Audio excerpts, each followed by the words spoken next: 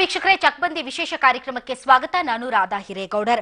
ಒಂದು ಕಾಲಕ್ಕೆ ಅಧಿಕಾರಿಗಳಿಗೆ ಸಿಂಹ ಸ್ವಪ್ನವಾಗಿದ್ದರು ಸಿಎಂ ಸಿದ್ದರಾಮಯ್ಯನವರು. ಆದರೆ ಇತ್ತೀಚೆಗೆ ಅವರು ನಿದ್ರಾಮಯ ಆಗಿದ್ದಾರೆ ಅಂತ ಇಡೀ ದೇಶಾದ್ಯಂತ ಚರ್ಚೆಗೆ ಗ್ರಾಸವಾಗಿದ್ದಾರೆ. ಅಷ್ಟೇ ಅಲ್ಲ, ರಾಷ್ಟ್ರೀಯ ಸುದ್ದಿವಾಹಿನಿಗಳು ಕೂಡ ಅವರ ಇಮೇಜ್ಗೆ ಧಕ್ಕೆ ಬರುವಂತಹ ರೀತಿಯಲ್ಲಿ ಅವರು ನಿಜಕ್ಕೂ ಸ್ಲೋಡೌನ್ ಆಗಿದ್ದಾರೆ ಅನ್ನೋ ರೀತಿಯಲ್ಲಿ ವರದಿ ಪ್ರಸಾರ ಆಗ್ತಾ ಇದೆ. ಹಾಗಾದ್ರೆ ಸಿದ್ದರಾಮಯ್ಯನವರಿಗೆ ಏನಾಗಿದೆ? ಕಾಂಗ್ರೆಸ್ಸೇತರರು ಕೂಡ ಸಿದ್ದರಾಮಯ್ಯನವರು ಮುಖ್ಯಮಂತ್ರಿ ಆದಂತಹ ಸಂದರ್ಭದಲ್ಲಿ ಸಾಕಷ್ಟು ನಿರೀಕ್ಷೆಗಳನ್ನ ಇಟ್ಕೊಂಡಿದ್ರು. ಆದರೆ ಮಾಧ್ಯಮಗಳನ್ನ ನಿಭಾಯಿಸುವಲ್ಲಿ ಎಲ್ಲೋ ಒಂದು ಕಡೆ ಸಿದ್ದರಾಮಯ್ಯನವರು ಎಡುತ್ತಾ ಇದ್ದಾರಾ? ಹಾಗಾದ್ರೆ ನಿಜಕ್ಕೂ ಕೂಡ ಅವರ ಕೆಲಸಗಳು ಮತ್ತು ಅವರ ಕನಸುಗಳು ಯಾವುದೂ ಕೂಡ ಜನಸಾಮಾನ್ಯರನ್ನ ತಲುಪ್ತಾ ಇಲ್ಲ ಅಂದ್ರೆ ಅವರು ಯಾವ ರೀತಿ ಮಾಧ್ಯಮಗಳನ್ನ ಹ್ಯಾಂಡಲ್ ಮಾಡ್ತಾ ಇದ್ದಾರೆ ಅನ್ನೋದು ಕೂಡ ನಮ್ಮ ಮುಂದೆ ಇರುವಂತಹ ಪ್ರಶ್ನೆ. ಹಾಗಾದ್ರೆ ಸಿದ್ದರಾಮಯ್ಯನವರ ಇಮೇಜ್ ಕೊಡಲು ಕಾರಣ ಏನು ಅನ್ನೋದನ್ನ ಇಂದಿನ ವಿಶೇಷ ಕಾರ್ಯಕ್ರಮದಲ್ಲಿ ನಾವು ಚರ್ಚೆ ನಡೆಸ್ತೀವಿ. ಇದೇ ಈ ಹೊತ್ತಿನ ವಿಶೇಷ, ಇಮೇಜ್ ಡ್ಯಾಮೇಜ್.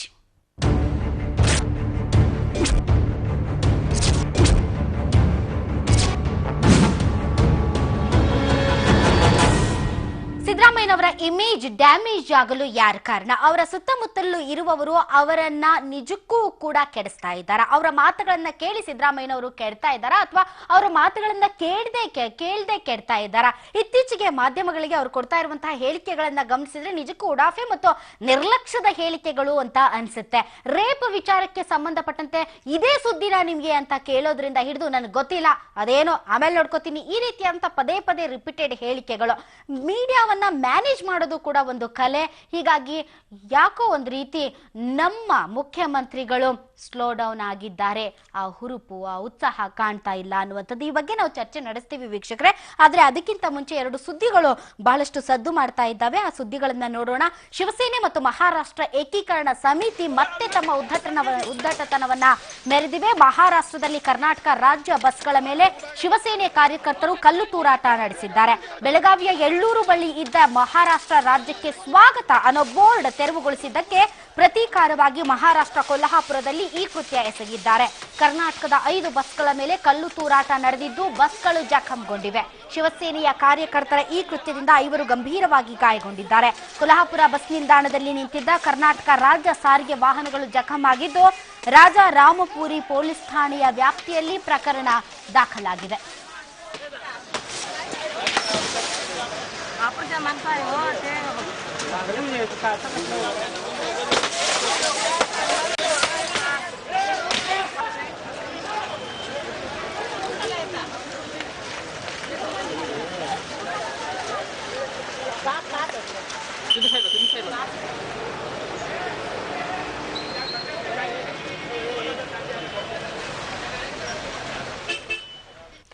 ಮನೆ ಈ ಕುರಿತಂತೆ ಇನ್ನಷ್ಟು ಹೆಚ್ಚಿನ ಮಾಹಿತಿ ಪಡೆದುಕೊಳ್ಳ ನಮ್ಮ ಪ್ರತಿನಿಧಿ ದಿಲೀಪ್ ಕುರುಂದವಾಡೆ ಅವರಿಂದ. ದಿಲೀಪ್, ಪದೇ ಪದೇ ತಗದೆ ತೆಗಿಲ್ಲ ಅಂದ್ರೆ ಇವ್ರು ತಿಂದನ್ನ ಜೀರ್ಣ ಆಗಲ್ವಾ ಅಂತ? ರಾಧಾ, ಹೌದು. ಈಗ ಏನಂತಂದ್ರೆ ಈಗ ಎಲ್ಲ MES ಹುಟ್ಟಡಗಿತ್ತು ಅಂತ ಹೇಳಾಗ್ತಾ ಇತ್ತು. ಆದ್ರೆ ಈಗ ಮತ್ತೊಂದು ಖ್ಯಾತೆ ತೆಗೆದಿರುವಂತದ್ದು. ಈಗ ಏನೇ ಬೋರ್ಡ್ ಅನ್ನ ತೆರವುಗೊಳಿಸ್ಬೇಕಂತ ಏನು ಹೈಕೋರ್ಟ್ ಆರ್ಡರ್ ಮಾಡೋದು ಅದನ್ನ ತೆಗೆದುಕೊಂಡಿದ್ರು. ಮತ್ತೆ ಈಗ ಅಲ್ಲಿ ಪುಂಡಾಟಿಕೆ ಆಗ್ತಾ ಇರೋದು. ಇಲ್ಲಿ MES ಗೆ ಶಿವಸೇನೆ ಕಾರ್ಯಕರ್ತರು ಸಪೋರ್ಟ್ ಮಾಡಿ ಕೊಲ್ಲಾಪುರ ಬಸ್ ಸ್ಟಾಂಡ್ ನಲ್ಲಿ ತಾವು ಚಿತ್ರಗಳಲ್ಲಿ ನೋಡಬಹುದು. ಕೊಲ್ಲಾಪುರ ಬಸ್ ಸ್ಟಾಂಡ್ ಬಹಳಷ್ಟು ತಮ್ಮ ಪುಂಡಾಟಿಕೆಯನ್ನು ಮೆರೆದಿದ್ದಾರೆ. ಮತ್ತೆ ಈಗಾಗಲೇ 5 ಜನ ಏನು ಕನ್ನಡಿಗರಿಗೆ ಏಟಾಗಿತ್ತು ಅವರೆಲ್ಲರೂ ಕೂಡ ಚಿಕಿತ್ಸೆ ನೀಡಲಾಗ್ತದೆ ಅಂತ ತಿಳಿದು ಬಂದಿದೆ. ಕೊಲ್ಲಾಪುರದ ಖಾಸಗಿ ಆಸ್ಪತ್ರೆಯಲ್ಲಿ ಅವ್ರಿಗೆ ಚಿಕಿತ್ಸೆ ನೀಡಲಾಗ್ತದೆ. ಕೆಲವರಿಗೆ ತಲೆಗೆ ಏಟಾಗಿರೋದ್ರಿಂದ ಅವರು ಕೂಡ ಏನಂತಂದ್ರೆ ಚಿಕಿತ್ಸೆ ಪಡಿತಾ ಇದ್ದಾರೆ. ಓಕೆ, ಈಗ ಭೀಮಪ್ಪಗಡದವರು ಇದನ್ನ ಪ್ರಶ್ನೆ ಮಾಡಿದ್ರು. ಹೈಕೋರ್ಟ್ ನಲ್ಲಿ ಜಿಲ್ಲಾಡಳಿತಕ್ಕೆ ತೆರವುಗೊಳಿಸಿ ಅಂತ ಹೇಳಿದ್ರು, ತೆರವುಗೊಳಿಸಿದ್ದಾರೆ. ಇವ್ರಿಗೆ ಅಭ್ಯಂತರ ಇದ್ರೆ ಕಾನೂನು ಪ್ರಕಾರ ಹೋರಾಟ ಮಾಡ್ಬೇಕು. ಅದನ್ನ ಬಿಟ್ಬಿಟ್ಟು ಸಿಕ್ಕವ್ರನ್ನೆಲ್ಲ ಒಡೆಯೋದು, ಬಸ್ಗಳನ್ನೆಲ್ಲ ಜಖಂ ಮಾಡೋದ್ರಿಂದ ಏನ್ ಮಾಡೋದಕ್ಕೆ ಪ್ರಯತ್ನ ಪಡ್ತಾ ಇದ್ದಾರೆ? ಏನ್ ಸಾಬೀತ್ ಮಾಡ್ತಾರೆ? ಏನ್ ಸಾಧಿಸ್ತಾರೆ ಅಂತ? ರಾಧಾ, ಏನಂತಂದ್ರೆ ಇವ್ರದ್ದು ಹುಟ್ಟುಗುಣ ಅಂತ ಹೇಳೋದು ಏನಂತ ಹೇಳಕ್ ಗೊತ್ತಾಗಲ್ಲ. ಆದ್ರೆ ಯಾವಾಗ ಏನಂತಂದ್ರೆ ಒಂದ್ಸಲ ಗಲಾಟೆ ಮಾಡಕ್ ಸ್ಟಾರ್ಟ್ ಮಾಡಿದ್ರೆ ಹತ್ತ ಕಲ್ಲ ತೂರಾಡೋದು. ಆಮೇಲೆ ಮುಖ್ಯವಾಗಿ ಏನಂದ್ರೆ ಕರ್ನಾಟಕದಿಂದ ಹೋದಂತ ಏನ್ ಬಸ್ಗಳಿದಾವ ಆ ಬಸ್ಗಳನ್ನ ಟಾರ್ಗೆಟ್ ಮಾಡ್ಕೊಂಡು ಅವ್ರ ಮೇಲೆ ಕಲ್ಲು ತೂರಾಟ ಮಾಡ್ತಾ ಇರೋದು. ಮತ್ತೆ ತಾವು ಚಿತ್ರಗಳಲ್ಲಿ ನೋಡ್ಬೋದು, ಏನು ಕೊಲ್ಲಾಪುರ ಪೊಲೀಸರ ಸಮ್ಮುಖದಲ್ಲೇ ಏನಂತಾರೆ ಇವ್ರು ಗಲಾಟೆ ಮಾಡ್ತಿರಂತಾಗ ಶಿವಸೇನೆ ಕಾರ್ಯಕರ್ತರು ಒಳಗಡೆ ಇರತಕ್ಕಂತ ಒಂದು ಪ್ರಯಾಣಿಕರು ಇರುವವರೆಗೂ ಕೂಡ ವೇಟ್ ಮಾಡಲ್ಲ. ಹಾಗೆ ಪೊಲೀಸರ ಸಮ್ಮುಖದಲ್ಲಿ ಏನಂತಾರೆ ಇವರು ಬಸ್ಗಳ ಮೇಲೆ ಕಲ್ಲು ತೂರಾಟ ಮಾಡೋದು ಮತ್ತೆ ಲಾಠಿಗಳಿಂದ ಹೊಡಿತಾ ಇರುವಂತ ಚಿತ್ರಗಳು ನೋಡ್ಬೋದು. ಹೀಗಾಗಿ ಇಲ್ಲಿ ಏನಂತಾರೆ ಮತ್ತೊಮ್ಮೆ MES ಗೆ ಶಿವಸೇನಾ ಸಾಥ್ ನೀಡುವಂತದ್ದು. ಇಲ್ಲಿ ಕೊಲ್ಲಾಪುರ ಅದು ಇರ್ತಕ್ಕಂಥ ಎಲ್ಲಾ ಗ್ರಾಮಗಳಿಗೆ ಏನು ಈಗ ಕರ್ನಾಟಕದ ಬಸ್ಗಳು ಅವೆಲ್ಲವನ್ನೂ ಕೂಡ ಸ್ಥಗಿತ ಮಾಡಲಾಗಿದೆ. ಮತ್ತೆ ಕರ್ನಾಟಕದ ಬಸ್ಗಳು ಇನ್ನೂ 100 ರಿಂದ 120 ಬಸ್ಗಳು ಮಹಾರಾಷ್ಟ್ರದಲ್ಲಿ ಇದೆ ಅಂತ ಕೂಡ ತಿಳಿದು ಬಂದಿದ್ದೀರ. ಓಕೆ, ಇದರಿಂದ ಪರಸ್ಪರ ವೈಷಮ್ಯದ ಭಾವನೆ ಬಿತ್ತುವಂತಹ ಕೆಲಸ ಮಾಡ್ತಾ ಇದ್ದಾರೆ ಈ MES ಸೇರಿದಂತೆ ಶಿವಸೇನೆಯವರು. ಆದ್ರೆ ನಾವು ಗಡಿ ಭಾಗದಲ್ಲಿ ಮರಾಠಿಗರು ಕನ್ನಡಿಗರು ಬಹಳಷ್ಟು ಭಾತೃತ್ವದಲ್ಲಿ ಜೀವನ ಮಾಡ್ತಾ ಇದ್ದೇವೆ. ಇದರಿಂದ ಏನಾದ್ರೂ ನಮ್ಮ ಸಂಬಂಧಗಳಿಗೆ ಎಫೆಕ್ಟ್ ಆಗುತ್ತಾ ದಿಲೀಪ್? ರಾಧಾ, ಕೊಂಚ ಮಟ್ಟಿಗೆ ಏನಂತಂದ್ರೆ ಈ ಪ್ರಯಾಣಿಕರಿಗೆ ಮಾತ್ರ ಎಫೆಕ್ಟ್ ಆಗುತ್ತೆ. ಆದ್ರೆ ಕನ್ನಡಿಗರಿಗಾಗ್ಲಿ ಮರಾಠಿ ಬಾಂಧವರಿಗಾಗ್ಲಿ ಅವರು ಸಹೋದರ ಅಂತ ಬದುಕ್ತಾ ಇದ್ದಾರೆ. ಬಹಳಷ್ಟು ವಿಚಾರ ಏನಂತಾರೆ, ಗಡಿ ವಿಚಾರ ಯಾವಾಗ ಸರ್ವೋಚ್ಚ ನ್ಯಾಯಾಲಯದ ಸುಪ್ರೀಂ ಕೋರ್ಟ್ ಇದೆ, ಅದು ಯಾವಾಗ ಆಗತ್ತೆ ತೀರ್ಪು ಆಗ್ಲಿ ನಾವೆಲ್ಲರೂ ಕೂಡ ಸಹೋದರಿಂದ ಬದುಕ್ತೀವಿ ಅಂತ ಹೇಳಿ ಪ್ರತಿಯೊಬ್ಬರು ಮರಾಠಿಗಿರ್ಬೋದು ಕನ್ನಡಿಗಿರ್ಬೋದು ಅವರೆಲ್ಲರೂ ಕೂಡ ಅವರ ಭಾವನೆಗಳು ಹೊಂದಿದ್ದಾರೆ. ಆದ್ರೆ ಕೆಲವೊಂದಿಷ್ಟು MES ನ ಕಿಡಿಗೇಡಿ ನಾಯಕರು ಅಂತ ಏನಾದ್ರೆ ಅವರ ಬೇರೆ ಬೇಯಿಸಿಕೊಳ್ಳಲು ಬರ್ತಕ್ಕಂಥ ಚುನಾವಣೆಗಳಲ್ಲಿ ಅವರನ್ನು ನಾವು ಮುಂದ್ ಮಾಡಬೇಕು ಅಂತ ಹೇಳಿ ಒಂದು ಏನು ಈ ಚುನಾವಣಾ ವಿಚಾರವಿರ್ಬೋದು ಮತ್ತೆ ರಾಜಕಾರಣ ವಿಚಾರವಾಗಿ ಇವರ ಇಚ್ಛಾಶಕ್ತಿ ಕೊರತೆ ಕಡಿಮೆ ಇರೋದ್ರಿಂದ ಈ ತರ ಮಾಡ್ತಿರುವಂತದ್ದು. ಮತ್ತೆ ಇದಕ್ಕೆ ಸರಿ ದಿಲೀಪ್, ರಾಜಕಾರಣದಲ್ಲಿ ಟೋಟಲ್ ಫೇಲಿಯರ್ ಇದೆಲ್ಲ ನಡೆಯೋದಿಲ್ಲ ಅಂತ ಜನ ಉತ್ತರ ಕೊಟ್ಟಾಗಿದೆ, ದಟ್ ಇಸ್ ಸಪರೇಟ್ ಇಶ್ಯೂ. ಆದ್ರೆ ಈಗ ಮಹಾರಾಷ್ಟ್ರಕ್ಕೆ ಬಸ್ಗಳು ಓಡಾಡ್ತಾ ಇಲ್ವಾ? ಅಲ್ಲಿಂದ ಬರವು ಇಲ್ಲಿಂದ ಹೋಗವು ಎರಡು ಈಗ ಸುಮಾರು 2 ಗಂಟೆಗಳ ಕಾಲ ರಾಧಾ ಏನಂತಾರೆ ಮಹಾರಾಷ್ಟ್ರಕ್ಕೆ ರಾಜ್ಯ ಸಂಚಾರ ಮಾಡ್ತಕ್ಕಂಥ ಯಾವ ಕರ್ನಾಟಕ ಬಸ್ಗಳು ಹೋಗ್ತಾ ಇಲ್ಲ. ಮತ್ತೆ ಆ ಕಡೆಯಿಂದ ಬಸ್ಗಳು ಕೂಡ ಬರ್ತಾ ಇದೆ. ಅಲ್ಲೆಲ್ಲೇ ನಿಲ್ಲಿಸಲಿಕ್ಕೆ ಒಂದು ಸೂಚನೆ ನೀಡಿದ್ದಾರೆ ಮಹಾರಾಷ್ಟ್ರ ಸರ್ಕಾರದವರು.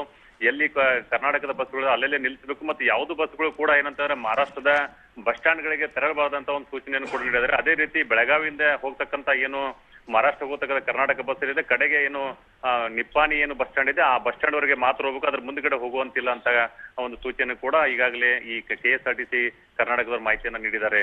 Radha, okay, thank you Dilip ನಿಮ್ಮ ಈ ಎಲ್ಲ ಮಾಹಿತಿಗಾಗಿ.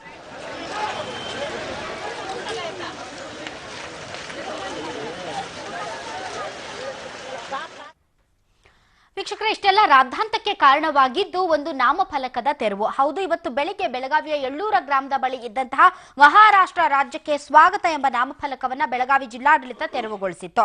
ಕನ್ನಡ ಮತ್ತು ಮರಾಠಿ ಜನರ ಭಾವನೆಗಳಿಗೆ ಧಕ್ಕೆ ಉಂಟು ಮಾಡಿ ರಾಜಕಾರಣ ಮಾಡ್ತಾ ಬಂದಿರುವ MES ಈ ಬೋರ್ಡ್ ಹಾಕಿ ಉದ್ದಟತನ ಮೆರೆದಿತ್ತು. ಸಾಮಾಜಿಕ ಕಾರ್ಯಕರ್ತ ಭೀಮಪ್ಪ ಗಡದ್ ಬೋರ್ಡ್ ಕುರಿತು ಹೈಕೋರ್ಟ್ನಲ್ಲಿ ದೂರು ದಾಖಲಿಸಿದ್ರು. ಈ ಬಗ್ಗೆ ವಿಚಾರಣೆ ನಡೆಸಿದ ಕೋರ್ಟ್ ಜುಲೈ 28ರ ಒಳಗೆ ನಾಮಫಲಕ ತೆರವುಗೊಳಿಸುವಂತೆ ಜಿಲ್ಲಾಧಿಕಾರಿಗಳಿಗೆ ಆದೇಶ ಮಾಡಿತ್ತು. ಈ ಹಿನ್ನೆಲೆಯಲ್ಲಿ ಬೆಳಗಾವಿ ಉಪವಿಭಾಗಾಧಿಕಾರಿ ಶಶಿಧರ್ ಭಗ್ಲಿ ನೇತೃತ್ವದಲ್ಲಿ ಪೊಲೀಸ್ ಬಂದೋಬಸ್ತ್ನಲ್ಲಿ ಬೋರ್ಡ್ ತೆರವುಗೊಳಿಸಲಾಗಿದೆ. ಆದರೆ ಸ್ಥಳಕ್ಕೆ ಆಗಮಿಸಿದ MES ಶಾಸಕ ಸಂಭಾಜಿ ಪಾಟೀಲ್ ಬೆಂಬಲಿಗರೊಂದಿಗೆ ವಿರೋಧ ವ್ಯಕ್ತಪಡಿಸಿದ್ದು, ಎಳ್ಳೂರು ಗ್ರಾಮದಲ್ಲಿ MES ಮುಖಂಡರು ಸಭೆ ಸೇರಿ ಮುಂದಿನ ಹೋರಾಟದ ಬಗ್ಗೆ ಚಿಂತನೆಯನ್ನ ನಡೆಸ್ತಾ ಇದ್ದಾರೆ. ಇದರಿಂದ ಸಾರ್ವಜನಿಕರಿಗೂ ಕೂಡ ತೊಂದರೆ ಆಗ್ತಿತ್ತು. ಆ ಹಿನ್ನೆಲೆಯಲ್ಲಿ ಕೆಲವು ಕನ್ನಡಪರ ಸಂಘಟನೆಗಳು ಇದನ್ನು ತೆಗೆಸಲಿಕ್ಕೆ ಕೋರ್ಟ್ ಮೆಟ್ಲೇರಿದ್ದು, ಜಿಲ್ಲಾಧಿಕಾರಿಗಳ ಆದೇಶ ಮೇರೆಗೆ ಕೋರ್ಟ್ನಲ್ಲಿ ಮ್ಯಾಟರ್ ಇರೋದ್ರಿಂದ ಇದನ್ನು ನಾವು ತೆಗೆಸಿದ್ವಿ. ಕರ್ನಾಟಕ ರಾಜ್ಯದ ಭೂಭಾಗದಲ್ಲಿ ಈ ರೀತಿ ಬೇರೆ ರಾಜ್ಯದ ಬೋರ್ಡ್ಗಳು ಸ್ವಾಗತ ಮಾಡ್ತಕ್ಕಂಥ ಇರೋದು ಅದು ಸರಿಯಾದ ಕ್ರಮ ಅಲ್ಲ, ಅದು ಕಾನೂನು ಬಾಹಿರಾಗ್ತದೆ ಅಂತಕ್ಕಂಥ ಮಾಹಿತಿಯನ್ನು ಅವರಿಗೆ ಮನವರಿಕೆ ಮಾಡಿಕೊಟ್ಟು ಅದನ್ನು ತೆಗೆದಿದ್ದೀವಿ. ಏನು ಹೇಳಿದ್ರೆ ಎಸ್ ವೀಕ್ಷಕರೇ, MES ಮತ್ತು ಶಿವಸೇನೆಯ ಪುಂಡಾಟವನ್ನ ನಾವು ನೋಡಿದ್ರೆ. ಆದ್ರೆ ಇವತ್ತಿನ ಚಕ್ಬಂದಿ ಕಾರ್ಯಕ್ರಮದ ವಿಷಯಕ್ಕೆ ನಾವು ಬರೋದಾದ್ರೆ, ನಾವು CM ಸಿದ್ದರಾಮಯ್ಯನವರ ಇಮೇಜ್ ಕೆಡಲು ಕಾರಣ ಏನು ಅನ್ನೋದ್ರ ಬಗ್ಗೆ ಚರ್ಚೆಯನ್ನ ಮಾಡ್ತಾ ಇದ್ದೀವಿ. ಮಾಧ್ಯಮಗಳನ್ನ ಕಂಡ್ರೆ ಅವರಿಗೆ ಭಯನ ನಿರ್ಲಕ್ಷ್ಯನ ಗೊತ್ತಾಗ್ತಾ ಇಲ್ಲ. ಇದಕ್ಕೆ ಅಂತ ಒಬ್ರು ಮಾಧ್ಯಮ ಸಲಹೆಗಾರರು ಇರ್ತಾರೆ, ಸಾರ್ವಜನಿಕ ಸಂಪರ್ಕ ಅಧಿಕಾರಿಗಳನ್ನು ಕೂಡ ನೇಮಕ ಮಾಡಿಕೊಳ್ಳಲಾಗಿರುತ್ತೆ.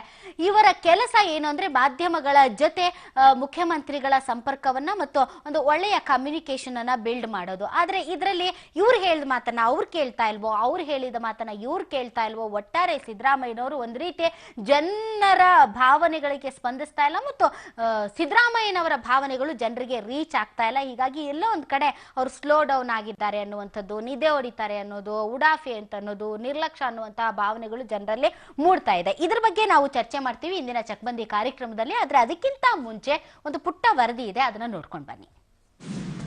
ಸಿಎಂ ಇಮೇಜು ಕೆಡಲು ಕಾರಣಗಳೇನು? ಮಾತು ಕೇಳಿ ಕೆಡ್ತಿದ್ದಾರಾ, ಕೇಳದೆ ಕೆಡ್ತಿದ್ದಾರಾ? ಸಿದ್ದರಾಮಯ್ಯ ನೇತೃತ್ವದ ಕರ್ನಾಟಕ ಸರ್ಕಾರದ ಇಮೇಜ್ ಡ್ಯಾಮೇಜ್ ಆಗಿದೆ. ಒಂದು ರೀತಿಯಲ್ಲಿ ಹೇಳಬೇಕು ಅಂದ್ರೆ ಸಿದ್ದರಾಮಯ್ಯ ಅನ್ನೋ ಒಂದು ಹೆಸರು ಬಿಟ್ಟರೆ ಆ ಸರ್ಕಾರಕ್ಕೆ ಇಮೇಜ್ ಕಟ್ಟಿಕೊಡುವಂತೆ ಒಬ್ಬರು ಕೆಲಸ ಮಾಡಲಿಲ್ಲ. ಒಂದು ಒಳ್ಳೆ ಹೆಸರು ಇಟ್ಕೊಂಡಿದ್ದ ಸಿದ್ದರಾಮಯ್ಯ ತನ್ನ ಸುತ್ತಲಿನವರ ವರ್ತನೆ ಸಮರ್ಥಿಸಿಕೊಳ್ಳಲು ಹೋಗಿ ತಾವು ಎಲ್ಲರೊಳಗೊಬ್ಬರು ಎಂಬಂತಾಗಿ ಹೋಗಿದ್ದಾರೆ. ಅಧಿಕಾರಿಗಳು ಬೆಚ್ಚಿ ಬಿದ್ದಿದ್ರು, ಜನರ ನಿರೀಕ್ಷೆ ಸುಳ್ಳು ಮಾಡಿದ್ರು. ಸಿದ್ದರಾಮಯ್ಯ ಸಿಎಂ ಆದಾಗ ಮೊದಲು ಬೆಚ್ಚಿ ಬಿದ್ದಿದ್ದು ಅಧಿಕಾರಿಗಳು. ಡಿಸಿಎಂ ಆಗಿದ್ದಾಗ ಅವರು ನಡೆಸಿದ ಅಧಿಕಾರಿಗಳ ಸಭೆ ಅಕ್ಷರಶಃ ಶಾಲಾ ಕೊಠಡಿಗಳಂತಿರುತ್ತಿದ್ವು. ಅವರು ನಡೆಸುತ್ತಿದ್ದ ದಿಢೀರ್ ಭೇಟಿ, ಸಾಹಿತ್ಯ ವಲಯದ ಜೊತೆಗಿನ ಗೆಳೆತನ, ನೇರವಂತಿಕೆ ಅವರಿಗೆ ಒರಟುತನ ಇದ್ರೂ ದಕ್ಷ, ಪ್ರಾಮಾಣಿಕರು, ಒಳ್ಳೆಯವರು ಅನ್ನೋ ಇಮೇಜ್ ತಂದುಕೊಟ್ಟಿದ್ವು. ಅದೇ ಕಾರಣಕ್ಕೆ ಸಿದ್ದರಾಮಯ್ಯ ಸಿಎಂ ಆದಾಗ ಕಾಂಗ್ರೆಸ್ಸೇತರರು ಖುಷಿಪಟ್ಟು ನಾನಾ ನಿರೀಕ್ಷೆ ಇಟ್ಟುಕೊಂಡಿದ್ರು. ಎಲ್ಲ ನಿರೀಕ್ಷೆಗಳನ್ನ ಸಿಎಂ ಈಗ ಸುಳ್ಳು ಮಾಡಿದ್ದಾರೆ. ಇದಕ್ಕೆಲ್ಲ ಯಾರು ಕಾರಣ? ಸಿಎಂ ಸುತ್ತ ಇರೋರು, ಮಾಧ್ಯಮಗಳನ್ನ ನಿಭಾಯಿಸೋರು. ಎಸ್, ಬೆಲ್ಲ ಇದ್ದ ಕಡೆ ನೊಣ ಮುತ್ತಿಕೊಳ್ಳುವ ಹಾಗೆ ಸಿಎಂ ಗಿರಿ ಸಿಕ್ಕ ಮೇಲೆ ಸಿದ್ದರಾಮಯ್ಯ ಅವರ ಸುತ್ತ ಎಷ್ಟೋ ಹೊಸ ಗೆಳೆಯರು, ಸಲಹೆಗಾರರು ಸೇರಿಕೊಂಡಿದ್ದಾರೆ. ಕೆಲವರನ್ನ ಅವರೇ ನೇಮಿಸಿಕೊಂಡಿದ್ದಾರೆ. ಅವರು ಹೇಳುವ ಮಾತು ಕೇಳಿ ಕೆಡ್ತಿದ್ದಾರಾ? ಹೊಗಳಿಕೆ ಭಟ್ಟಂಗಿತನಕ್ಕೆ ಎಂಜಾಯ್ ಮಾಡ್ತಾ ಹಾಳಾಗ್ತಾ ಇದ್ದಾರಾ? ದಿನದ ಭಾಗವಾಗಿ ಹೋಗಿರುವ ಮಾಧ್ಯಮಗಳ ಮುಂದೆಯೂ ಉಡಾಫೆ ಪ್ರದರ್ಶಿಸಿ ಕೆಡ್ತಾ ಇದ್ದಾರಾ? ಈ ಪ್ರಶ್ನೆಗಳು ಕಾಡ್ತಿವೆ. ಅವರ ಸಚಿವ ಸಂಪುಟದ ಕೆಲ ನಿಷ್ಕ್ರಿಯ ಸಚಿವರು ಅರ್ಧ ಇಮೇಜ್ ಕೆಡಿಸಿದ್ರೆ ಇನ್ನರ್ಧವನ್ನ ಅವರ ಸುತ್ತಲಿನ ಸೋಕಾಲ್ಡ್ ಸಲಹೆಗಾರರು ಕೆಡಿಸಿ ಹಾಕಿದ್ದಾರೆ. ಏನದು ಮಾಧ್ಯಮ ಮ್ಯಾನೇಜ್ಮೆಂಟ್? ತುಂಬಾ ಜನ ಮಾಧ್ಯಮ ಮ್ಯಾನೇಜ್ಮೆಂಟ್ ಅಂದ್ರೆ ದುಡ್ಡು ಕೊಡೋದು ಅಂದುಕೊಂಡಿದ್ದಾರೆ. ದುಡ್ಡಿಗಾಗಿ ಹಿಂದೆ ಬೀಳುವ ಮಾಧ್ಯಮಗಳು ಜನರ ವಿಶ್ವಾಸಕ್ಕೆ ಪಾತ್ರವಾಗಿರೋದಿಲ್ಲ. ಸರ್ಕಾರದ ಲೋಪ ಎತ್ತಿ ಹಿಡಿಯುವ ಮಾಧ್ಯಮಗಳನ್ನ ಜನ ಇವತ್ತಿಗೂ ಇಷ್ಟಪಡ್ತಾರೆ. ಅಂತಹ ಮಾಧ್ಯಮಗಳು ದುಡ್ಡಿನ ಹಿಂದೆ ಬೀಳೋದಿಲ್ಲ. ಸುದ್ದಿಯ ಹಿಂದೆ, ಎಕ್ಸ್ಕ್ಲೂಸಿವಿಟಿಯ ಹಿಂದೆ, ತಾವು ಮಾಡಿದ ಸುದ್ದಿಗೆ ನ್ಯಾಯ ಕೊಡಿಸುವುದರತ್ತ ಗಮನ ನೀಡ್ತವೆ. ಇದನ್ನೇ ನಿಭಾಯಿಸಿ ಅರವಿಂದ್ ಕೇಜ್ರಿವಾಲ್, ನರೇಂದ್ರ ಮೋದಿ ಮಿಂಚಿದ್ರು. ಮಾಧ್ಯಮಗಳು ಆಡಳಿತದ ಒಂದು ಭಾಗವಾಗಿ ಪರಿವರ್ತನೆ ಆಗಿರೋದನ್ನ ಒಪ್ಪಿಕೊಂಡು ಅಪ್ಡೇಟ್ ಆದವರು ಇಂದು ಸಾರ್ವಜನಿಕರಿಗೆ ಹತ್ತಿರಾಗಿದ್ದಾರೆ. ಹಾಗಂತ ಮಾಧ್ಯಮ ಓಲೈಸಲು ಹೋದರೂ ಅದು ಪ್ರಯೋಜನ ಆಗೋದಿಲ್ಲ. 90% ನಿಮ್ಮ ಶ್ರಮ ಅತ್ಯಗತ್ಯ. ಉಳಿದ 10% ಮಾಧ್ಯಮ ಇಮೇಜ್ ಕಟ್ಟಿಕೊಡಲಿದೆ. ಸಿದ್ದರಾಮಯ್ಯ ಮಾಧ್ಯಮ ಮ್ಯಾನೇಜರ್ ಯಾರೋ? ಸಿದ್ದರಾಮಯ್ಯ ಅವರಿಗೆ ಇದೆಲ್ಲ ಗೊತ್ತಿಲ್ಲ ಅಂತೇನಿಲ್ಲ. ಅವರು ಒಬ್ಬ ಮಾಧ್ಯಮ ಸಲಹೆಗಾರರನ್ನ ನೇಮಿಸಿಕೊಂಡಿದ್ದಾರೆ. 16 ವರ್ಷ ರಾಜ್ಯದ ಹೆಸರಾಂತ ಪತ್ರಿಕೆಯಲ್ಲಿ ನಾನಾ ಹಂತಗಳಲ್ಲಿ ದುಡಿದು ಉತ್ತಮ ಪತ್ರಕರ್ತ ಅಂತ ಹೆಸರು ಮಾಡಿದ ದಿನೇಶ್ ಅಮೀನ್ಮಟ್ಟು ಸಿದ್ದರಾಮಯ್ಯ ಅವರ ಮಾಧ್ಯಮ ಸಲಹೆಗಾರರು. ಅವರೇನು ಮಾಡ್ತಿದ್ದಾರೋ, ಇವರೇನು ಕೇಳ್ತಿದ್ದಾರೋ ಗೊತ್ತಿಲ್ಲ. ಸುದ್ದಿಗಾಗಿ ಬರೋ ಪತ್ರಕರ್ತನ ಮುಂದೆ ಉಡಾಫೆ ಮಾತನಾಡಿ ರಾಷ್ಟ್ರ ಮಟ್ಟದಲ್ಲಿ ಮಾನ ಹರಾಜು ಹಾಕಿಕೊಳ್ತಾ ಇದ್ದಾರೆ. ಮಾಧ್ಯಮ ಮ್ಯಾನೇಜ್ಮೆಂಟ್ ಅಂದ್ರೆ ಮಾಧ್ಯಮಗಳ ಮುಂದೆ ಹೇಗೆ ನಡೆದುಕೊಳ್ಳಬೇಕು ಅಂತ ಕಲಿಸುವುದು ಪ್ರಮುಖ ಅಂಶ. ಸಿದ್ದರಾಮಯ್ಯ ಇಮೇಜ್ ಡ್ಯಾಮೇಜ್ಗೆ ಯಾರೆಲ್ಲ, ಏನೆಲ್ಲ ಕಾರಣ ಅನ್ನೋದರ ಸುತ್ತ ನಮ್ಮ ಇವತ್ತಿನ ಚರ್ಚೆ ನಡೆಯಲಿದೆ. Political bureau, public TV, Bengaluru. Okay, ನೋಡಿದ್ರಲ್ಲ ವೀಕ್ಷಕರೇ, ನಿಜಕ್ಕೂ ಇಲ್ಲೇನಾಗಿದೆ ಅನ್ನೋದ್ರ ಬಗ್ಗೆ ನಾವು ಚರ್ಚೆಯನ್ನ ಮಾಡ್ತೀವಿ.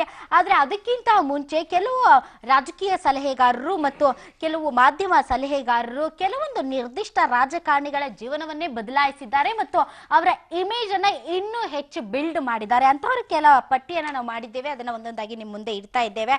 ಮೊದಲನೇದಾಗಿ ಸೋನಿಯಾ ಗಾಂಧಿ, ಕಾಂಗ್ರೆಸ್ ಪಕ್ಷದ 2ನೇ ಪವರ್ಫುಲ್ ವ್ಯಕ್ತಿ. ಮೂಲತಃ ಗುಜರಾತ್ನವರು, BSc ಮುಗಿಸಿರೋ ಇವರು, ಸೋನಿಯಾ ಗಾಂಧಿ ಅವರ ಒಬ್ಬ ರಾಜಕೀಯ ಸಲಹೆಗಾರರು ಅಹಮದ್ ಪಟೇಲ್ ಅವರು. ಇವರು ಕಾಂಗ್ರೆಸ್ ಪಕ್ಷದ 2ನೇ ಪವರ್ಫುಲ್ ವ್ಯಕ್ತಿ, ಮೂಲತಃ ಗುಜರಾತ್ನವರು. BSc ಮುಗಿಸಿರೋ ಇವರು ಗುಜರಾತ್ನಲ್ಲಿ ಎಹ್ಸಾನ್ ಜಫ್ರಿ ಅವರನ್ನ ಹೊರತುಪಡಿಸಿದ್ರೆ 2ನೇ ಮುಸ್ಲಿಂ ಅಭ್ಯರ್ಥಿಯಾಗಿ ಲೋಕಸಭೆಯಲ್ಲಿ ಗೆಲುವು ಸಾಧಿಸಿದವರು ಅಹಮದ್ ಪಟೇಲ್. ಇಂದಿರಾ ಗಾಂಧಿ, ಸಂಜಯ್ ಗಾಂಧಿ, ರಾಜೀವ್ ಗಾಂಧಿಯಿಂದ ಹಿಡಿದು ಈಗಿನ ಸೋನಿಯಾ ಗಾಂಧಿ ಅವರಿಗೂ ರಾಜಕೀಯದಲ್ಲಿ ಸಕ್ರಿಯವಾಗಿ ಪಾಲ್ಗೊಂಡಿರುವವರು. ಸೋನಿಯಾ ಗಾಂಧಿಗೆ ರಾಜಕೀಯ ಸಲಹೆಗಾರರು ಮತ್ತು ಕಾಂಗ್ರೆಸ್ ಪಕ್ಷದ ಯೋಜನಾ ಚತುರಗಾರರು. ಇನ್ನು ರಾಹುಲ್ ಗಾಂಧಿ, ಕನಿಷ್ಕ್ ಸಿಂಗ್, IFS ಆಫೀಸರ್, ಮಾಜಿ ವಿದೇಶಾಂಗ ಸಚಿವಾಲಯದ ಕಾರ್ಯದರ್ಶಿ ಹಾಗೂ ರಾಜಸ್ಥಾನದ ರಾಜ್ಯಪಾಲರಾಗಿದ್ದ SK ಸಿಂಗ್ ಅವರ ಮಗ. ಕಂಪ್ಯೂಟರ್ ಇಂಜಿನಿಯರ್ ಹಾಗೂ MBA ಮುಗಿಸಿರೋ ಕನಿಷ್ಕ್ ಸಿಂಗ್ ಮೊದಲು ವಾಲ್ ಸ್ಟ್ರೀಟ್ ನಲ್ಲಿ ಹೂಡಿಕೆ ಬ್ಯಾಂಕರ್ ಆಗಿ ಕೆಲಸ ಆರಂಭಿಸಿದ್ರು. ಬಳಿಕ ನ್ಯೂಯಾರ್ಕ್ ಮತ್ತು ವರ್ಲ್ಡ್ ಬ್ಯಾಂಕ್ ನಲ್ಲಿ ಕೆಲಸ ನಿರ್ವಹಿಸಿದ್ರು. ಆಮೇಲೆ ರಾಹುಲ್ ಗಾಂಧಿ ಅವರಿಗೆ ರಾಜಕೀಯ ಸಲಹೆಗಾರರಾಗಿ ಕೆಲಸ ನಿರ್ವಹಿಸ್ತಾ ಇದ್ದಾರೆ. 2012ರಲ್ಲಿ ಬಿಡುಗಡೆಯಾದ ದೇಶದ ಅತಿ ಹೆಚ್ಚು ಪವರ್ಫುಲ್ ವ್ಯಕ್ತಿಗಳಲ್ಲಿ 31ನೇ ರ್ಯಾಂಕ್ ಅನ್ನ ಕನಿಷ್ಕ್ ಸಿಂಗ್ ಪಡೆದಿದ್ದಾರೆ. 2003ರಲ್ಲಿ Delhi CM Sheila Dikshit election campaign ಹಿಂದೆ ಪ್ರಮುಖ ಪಾತ್ರ ವಹಿಸಿದ ವ್ಯಕ್ತಿ ಕನಿಷ್ಕ್ ಸಿಂಗ್. ಔಟ್ಲುಕ್ ಮ್ಯಾಗಝಿನ್ಗೆ ಬರೆದ ಒಂದು ಆರ್ಟಿಕಲ್ ಕನಿಷ್ಕ್ ಸಿಂಗ್ ಜೀವನಕ್ಕೆ ಹೊಸ ತಿರುವು ಬರೆದಿತ್ತು. 2004ರಲ್ಲಿ ರಾಹುಲ್ ಗಾಂಧಿ ಮತ್ತು ಸೋನಿಯಾ ಗಾಂಧಿ ಚುನಾವಣೆಯಲ್ಲಿ ಪ್ರಮುಖ ಪಾತ್ರವನ್ನ ಕೂಡ ಇವರು ವಹಿಸಿದ್ರು. ಇನ್ನು ಅರವಿಂದ್ ಕೇಜ್ರಿವಾಲ್, ನಾಗೇಂದ್ರ ಶರ್ಮಾ, 17 ವರ್ಷದಿಂದ ಪತ್ರಿಕೋದ್ಯಮದಲ್ಲಿ ಕೆಲಸ ನಿರ್ವಹಿಸಿದ್ದ ನಾಗೇಂದ್ರ ಶರ್ಮಾ ಅರವಿಂದ್ ಕೇಜ್ರಿವಾಲ್ ಅವರಿಗೆ ಮಾಧ್ಯಮ ಸಲಹೆಗಾರರಾಗಿ ಕೆಲಸ ನಿರ್ವಹಿಸ್ತಾ ಇದ್ದಾರೆ. ಆದ್ರೆ ರಾಜಕೀಯವಾಗಿ ಎಲ್ಲಾ ವಿಷಯಗಳ ಬಗ್ಗೆ ಚರ್ಚೆ ಮತ್ತು ಪ್ರಮುಖ ನಿರ್ಧಾರ ಕೈಗೊಳ್ಳೋದು ಮನೀಶ್ ಸಿಸೋಡಿಯಾ. ನಾಗೇಂದ್ರ ಶರ್ಮಾ 2007ರಿಂದ ಹಿಂದೂಸ್ತಾನ್ ಟೈಮ್ಸ್ ನ ಸಹಾಯಕ ಸಂಪಾದಕರಾಗಿ ಕೆಲಸ ನಿರ್ವಹಿಸಿದ್ದಾರೆ. ನೆಕ್ಸ್ಟ್ ನರೇಂದ್ರ ಮೋದಿ ಜಗದೀಶ್ ಠಕ್ಕರ್ ಗುಜರಾತ್ನ ಮುಖ್ಯಮಂತ್ರಿಯಾದಾಗಿನಿಂದ ತಮ್ಮ ನಂಬಿಕೆಯನ್ನ ಉಳಿಸಿಕೊಂಡಿದ್ದ ಎಲ್ಲಾ ಅಧಿಕಾರಿಗಳನ್ನ ನರೇಂದ್ರ ಮೋದಿ ಪ್ರಧಾನಮಂತ್ರಿಯಾದ ನಂತರ ಅವನ್ನೆಲ್ಲ ಗುಜರಾತ್ನಿಂದ ದೆಹಲಿಗೆ ಕರೆಸಿಕೊಂಡಿದ್ದಾರೆ. ಅವರನ್ನೆಲ್ಲ ಪ್ರಧಾನಮಂತ್ರಿ ಕಚೇರಿಗೆ ನೇಮಕ ಮಾಡಿಕೊಂಡಿದ್ದಾರೆ. ಅರವಿಂದ್ ಶರ್ಮಾ, ಓಂ ಪ್ರಕಾಶ್ ಸಿಂಗ್, ದಿನೇಶ್ ಠಾಕೂರ್, ತನ್ಮಯ ಮೆಹ್ತಾ ಹಾಗೂ ಜಗದೀಶ್ ಠಕ್ಕರ್ ಇವರೆಲ್ಲ RSS ನ ಮೂಲದಿಂದ ಬಂದವರು. 1989ರಿಂದ ಜಗದೀಶ್ ಠಕ್ಕರ್ ನರೇಂದ್ರ ಮೋದಿ ಅವರಿಗೆ ಸಾರ್ವಜನಿಕ ಸಂಪರ್ಕಾಧಿಕಾರಿಯಾಗಿ ಕೆಲಸ ನಿರ್ವಹಿಸ್ತಾ ಇದ್ದಾರೆ. ಪತ್ರಕರ್ತ ವೃತ್ತಿಯಿಂದ ತಮ್ಮ ಜೀವನ ಆರಂಭಿಸಿದ ಜಗದೀಶ್ ಠಕ್ಕರ್ ಬಳಿಕ RSS ನಲ್ಲಿ ಮೋದಿ ಅವರೊಂದಿಗೆ ಕೆಲಸ ಮಾಡೋಕೆ ಶುರು ಮಾಡಿದ್ರು. ಈಗ ಪ್ರಧಾನಿ ನರೇಂದ್ರ ಮೋದಿ ಅವರಿಗೆ ಸಾರ್ವಜನಿಕ ಸಂಪರ್ಕಾಧಿಕಾರಿಯಾಗಿ ಕೆಲಸ ನಿರ್ವಹಿಸ್ತಾ ಇದ್ದಾರೆ. ನೆಕ್ಸ್ಟ್, ಸಿದ್ದರಾಮಯ್ಯ ಸಲಹೆಗಾರರು ದಿನೇಶ್ ಅಮ್ಮಿನಭಟ್ಟು. ರಾಜ್ಯದ ಹೆಸರಾಂತ ಪತ್ರಿಕೆಯ ನಾನಾ ಹಂತಗಳಲ್ಲಿ ನಾನಾ ಊರುಗಳಲ್ಲಿ ಕೆಲಸ ಮಾಡಿರುವಂತಹ ಅಮೀನ್ ಭಟ್ಟು ದೆಹಲಿಯಲ್ಲಿದ್ದಾಗ ಹೆಚ್ಚು ಪ್ರಚಾರಕ್ಕೆ ಬಂದವರು. ಮುಖ್ಯಮಂತ್ರಿಗಳಿಗೆ ಮಾಧ್ಯಮ ಸಲಹೆಗಾರರಾಗಿ ಕೆಲಸವನ್ನ ಕೂಡ ಇವರು ನಿರ್ವಹಿಸ್ತಾ ಇದ್ದಾರೆ.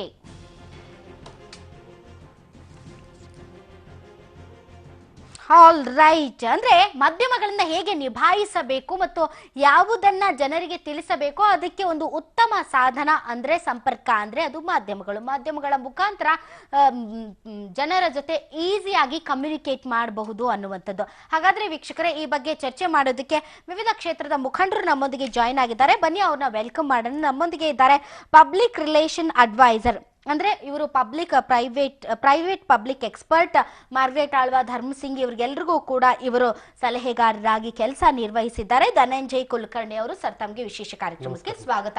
ಇನ್ನು ಕಾಂಗ್ರೆಸ್ ಮುಖಂಡರಾದಂತಹ HM ರೇವಣ್ಣ ಕೂಡ ನಮ್ಮೊಂದಿಗೆ ಜಾಯ್ನ್ ಆಗಿದ್ದಾರೆ. ಸರ್ ತಮಗೆ ವಿಶೇಷ ಕಾರ್ಯಕ್ರಮಕ್ಕೆ ಸ್ವಾಗತ. ಆಲ್ ರೈಟ್, ತಮ್ಮೊಂದಿಗೆ ಮಾತಾಡ್ತೀನಿ. ಆದ್ರೆ ವೀಕ್ಷಕರೇ, ಅದಕ್ಕಿಂತ ಮುಂಚೆ ಒಂದು quick break.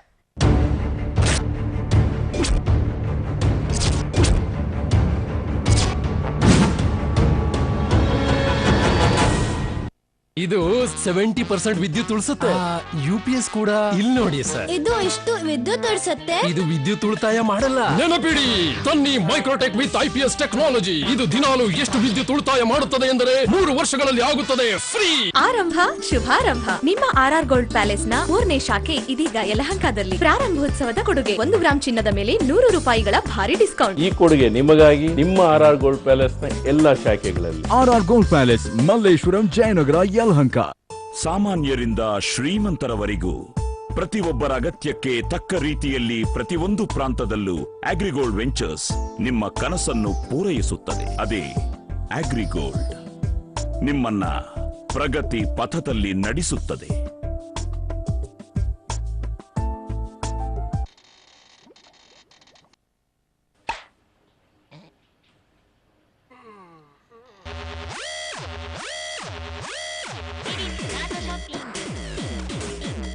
The Flipkart fashion sale is back.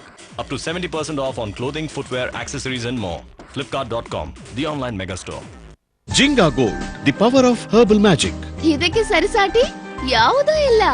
ಜಿಂಗಾ gold, the herbal magic. Super. ಒಂದೇ ಸಾಕು, ಸ್ಥಿರವಾಗಿ ಕೆಲಸ ಮಾಡುತ್ತದೆ.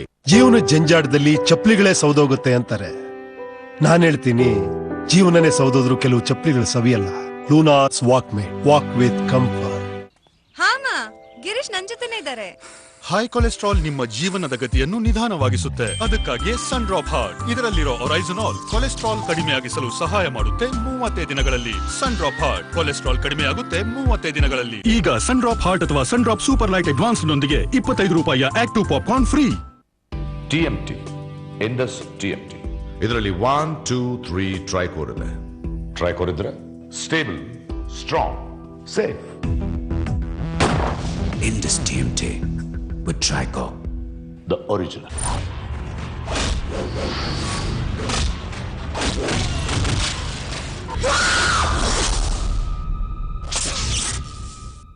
ವರಮಹಾಲಕ್ಷ್ಮಿ ಹಬ್ಬದ ಸಂಭ್ರಮ, ಕಡಿಮೆ ವೆಚ್ಚದಲ್ಲಿ ಹಬ್ಬದ ಸಂತಸ, ಅತ್ಯುತ್ತಮ ವಿನೂತನ ರೇಷ್ಮೆ ವಸ್ತ್ರ ಉಡುಪುಗಳ ಸಂಗ್ರಹ. ಈಗ ಎಲ್ಲಾ ಬಗೆಯ ಉಡುಪುಗಳ ಮೇಲೆ 20% ರಿಂದ 40% ರಿಯಾಯಿತಿ. ಜುಲೈ 12ರಿಂದ ಆಗಸ್ಟ್ 10 ವರೆಗೆ ಮಾತ್ರ ಈ ಅವಕಾಶ. ಜಯನಗರ, ಮಲ್ಲೇಶ್ವರಂ ಶೋರೂಮ್ಗಳಲ್ಲಿ ಮಾತ್ರ ಲಭ್ಯ. ರೂಪ ಒಂದೇ ಆದ್ರೂ ವ್ಯಕ್ತಿತ್ವ ಬೇರೆ ಆಗಿರುತ್ತೆ. ಬಣ್ಣ ಒಂದೇ ಆದ್ರೂ ಅಯೋಡಿನ್ ಶಕ್ತಿ ಬೇರೆ ಆಗಿರುತ್ತೆ. ಅಮೃತ ಉಪ್ಪು, ಮೊದಲ ಅಯೋಡಿನ್ ಉಪ್ಪು. ಯೂಸಾನಿಕ್ ಇದೆ ಅಲ್ವಾ? No proof, no crime. Godrej ಇಯಾನ್ ವಿತ್ ಯೂಸಾನಿಕ್ ಎಲ್ಲವನ್ನೂ ಸ್ವಚ್ಛಗೊಳಿಸುತ್ತೆ, ನಿಮ್ಮ ಪಾಪವೊಂದನ್ನು ಬಿಟ್ಟು. ಆರೋಗ್ಯಕರ ಜೀವನಕ್ಕೆ ಪ್ರಕೃತಿ ಕರ್ನಾಟಕದ ಸುಪ್ರಸಿದ್ಧ ಕಂಚಿಕೋ ಶ್ರೀನಿಧಿ ಸಿಲ್ಕ್ಸ್ ಅವರ ಮದುವೆ ರೇಷ್ಮೆ ಸೀರೆಗಳು ಮತ್ತು ಡಿಸೈನರ್ ಸೀರೆಗಳಿಗಾಗಿ ಕಂಚಿಕೋ ಶ್ರೀನಿಧಿ ಸಿಲ್ಕ್ಸ್, ಚಿಕ್ಪೇಟ್ ಹಾಗೂ ಮಲ್ಲೇಶ್ವರಂ. ಹೇಳಿ ಮಿಸ್ಟರ್ ಕುಮಾರ್. ನಾನು ಮನೆ ಬದಲಾಯಿಸಿದ್ದೇನೆ. ಅಡ್ರೆಸ್ ಚೇಂಜ್ ಆಗಿ ಏನ್ ಮಾಡ್ಬೇಕು? ನಿಮ್ಮ ಹೊಸ ಅಡ್ರೆಸ್ ಪ್ರೂಫ್ ನ ಕಾಪಿ ಮ್ಯಾಕ್ಸ್ ಲೈಫ್ ಗೆ ಮೇಲ್ ಮಾಡಿ ಅಷ್ಟೇ. ಉಳಿದಿದ್ದನ್ನು ನಾನ್ ಮಾಡ್ತೇನೆ. ಅರೆ ಬ್ಯೂಟಿ ಹೇಳು no sir. Yes sir, it's my duty. Policy ಕೊಟ್ಟ ಬಳಿಕ ನಮ್ಮ ಸಂಬಂಧ ಮುಗಿಯೋಲ್ಲ, ಶುರುವಾಗುತ್ತೆ. ಮಾಹಿತಿಗಾಗಿ ಕಾಂಟ್ಯಾಕ್ಟ್ ಮ್ಯಾಕ್ಸ್ ಲೈಫ್ ಇನ್ಶೂರೆನ್ಸ್, ನಿಮ್ಮ ನಿಜವಾದ ಅಡ್ವೈಸರ್.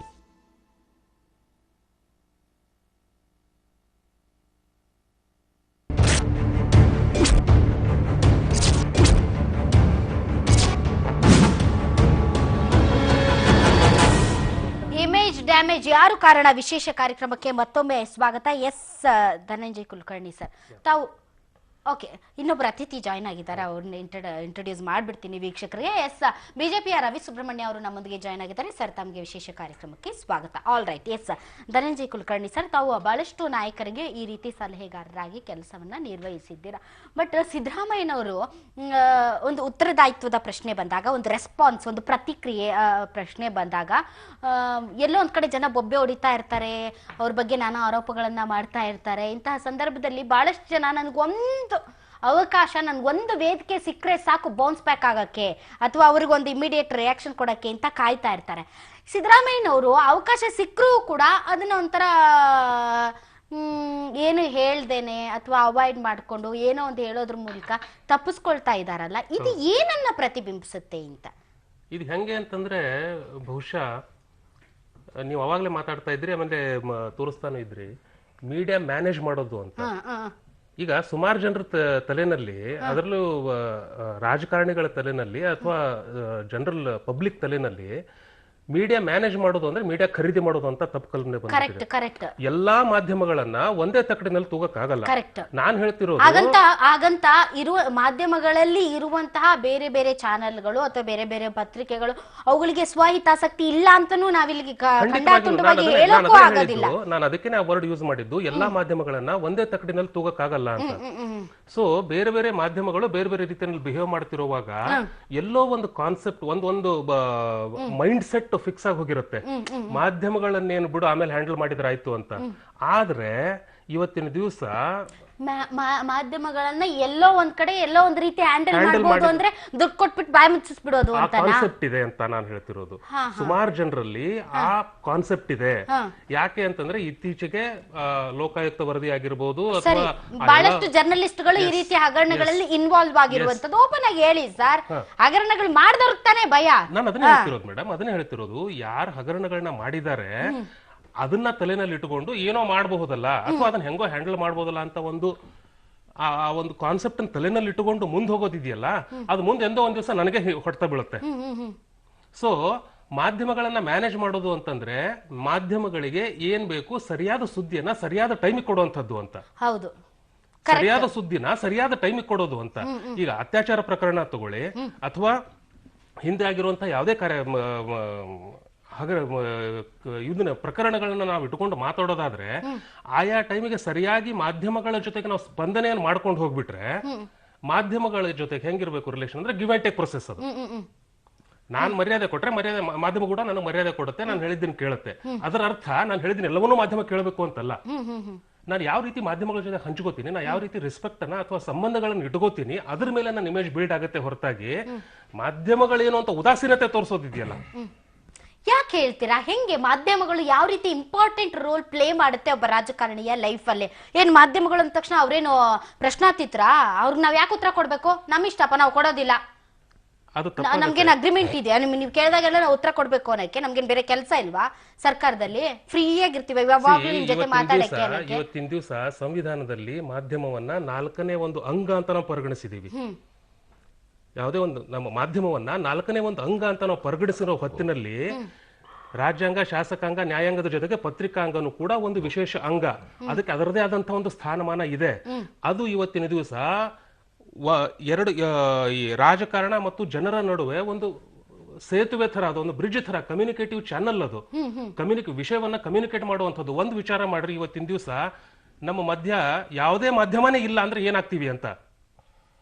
ನ್ಯೂಸ್ ಪೇಪರ್ ಇಲ್ಲಪ್ಪ, ಒಂದು ವಾರ ನ್ಯೂಸ್ ಪೇಪರು ಬೇಡ, ಮಾಧ್ಯಮ ಯಾವುದೇ ಎಲೆಕ್ಟ್ರಾನಿಕ್ ಮೀಡಿಯಾನು ಬೇಡ, ನಮಗೆ ಕಂಪ್ಲೀಟ್ ಬ್ಲ್ಯಾಕ್ಔಟ್. ನಮ್ಮ ಪರಿಸ್ಥಿತಿ ಎಲ್ಲಿರುತ್ತೆ? ನಾವೆಲ್ಲಿರ್ತೀವಿ ಇವತ್ತಿನ ದಿವಸ? ಯೋಚನೆ ಮಾಡಿಲ್ರಿ ಸರ್ ಒಂದಿನನು. ನಾನು ಅದನ್ನೇ ಹೇಳ್ತಾ ಇದ್ದೀನಿ. ಅದನ್ನ ಒಂದು ಸಲ ವಿಚಾರ ಮಾಡಿ ನೋಡ್ರಿ. ಇವತ್ತು ಮಾಧ್ಯಮ ಇಲ್ಲಪ್ಪ, ಒಂದು ವಾರ ಯಾವುದೇ ನ್ಯೂಸ್ ಪೇಪರ್ ಇಲ್ಲ ಇವತ್ತಿನ ದಿವಸ. ಸ್ವಿಚ್ ಆನ್, ಟಿವಿ ಆನ್ ಮಾಡಿದ್ರೆ ಯಾವುದೇ ನ್ಯೂಸ್ ಬರಲ್ಲ, ಏನು ಇಲ್ಲ, ಕಂಪ್ಲೀಟ್ ಬ್ಲ್ಯಾಕ್ಔಟ್. ನಿಮ್ ವಿಷಯ ಹೆಂಗ್ರಿ ತಿಳಿಯುತ್ತೆ?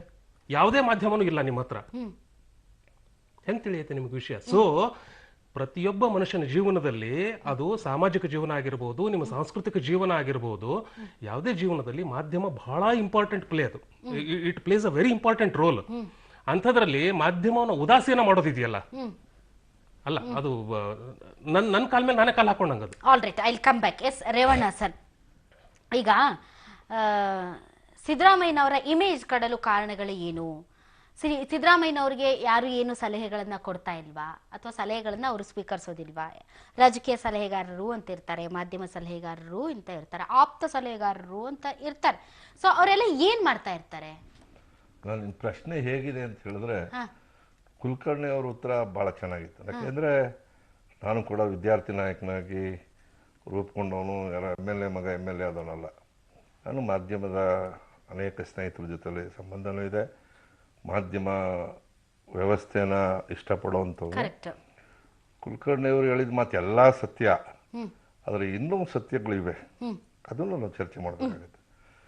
ಒಂದನೇದು, ಎಲ್ಲಾನು ಒಂದೇ ತಕ್ಕಡಿಗೆ ಹಾಕೋದು ಸರಿ ಇಲ್ಲ ಅಂತ ಹೇಳಿದ್ರು. ಅದರಲ್ಲಿ ಇನ್ನೊಂದು ಭಾಗನೂ ಹೇಳಬೇಕಲ್ಲ. ಇವತ್ತು ಮಾಧ್ಯಮಗಳ ಅತಿರೇಕನೂ ಕೂಡ ಜಾಸ್ತಿ ಆಗ್ತಾ ಇದೆ.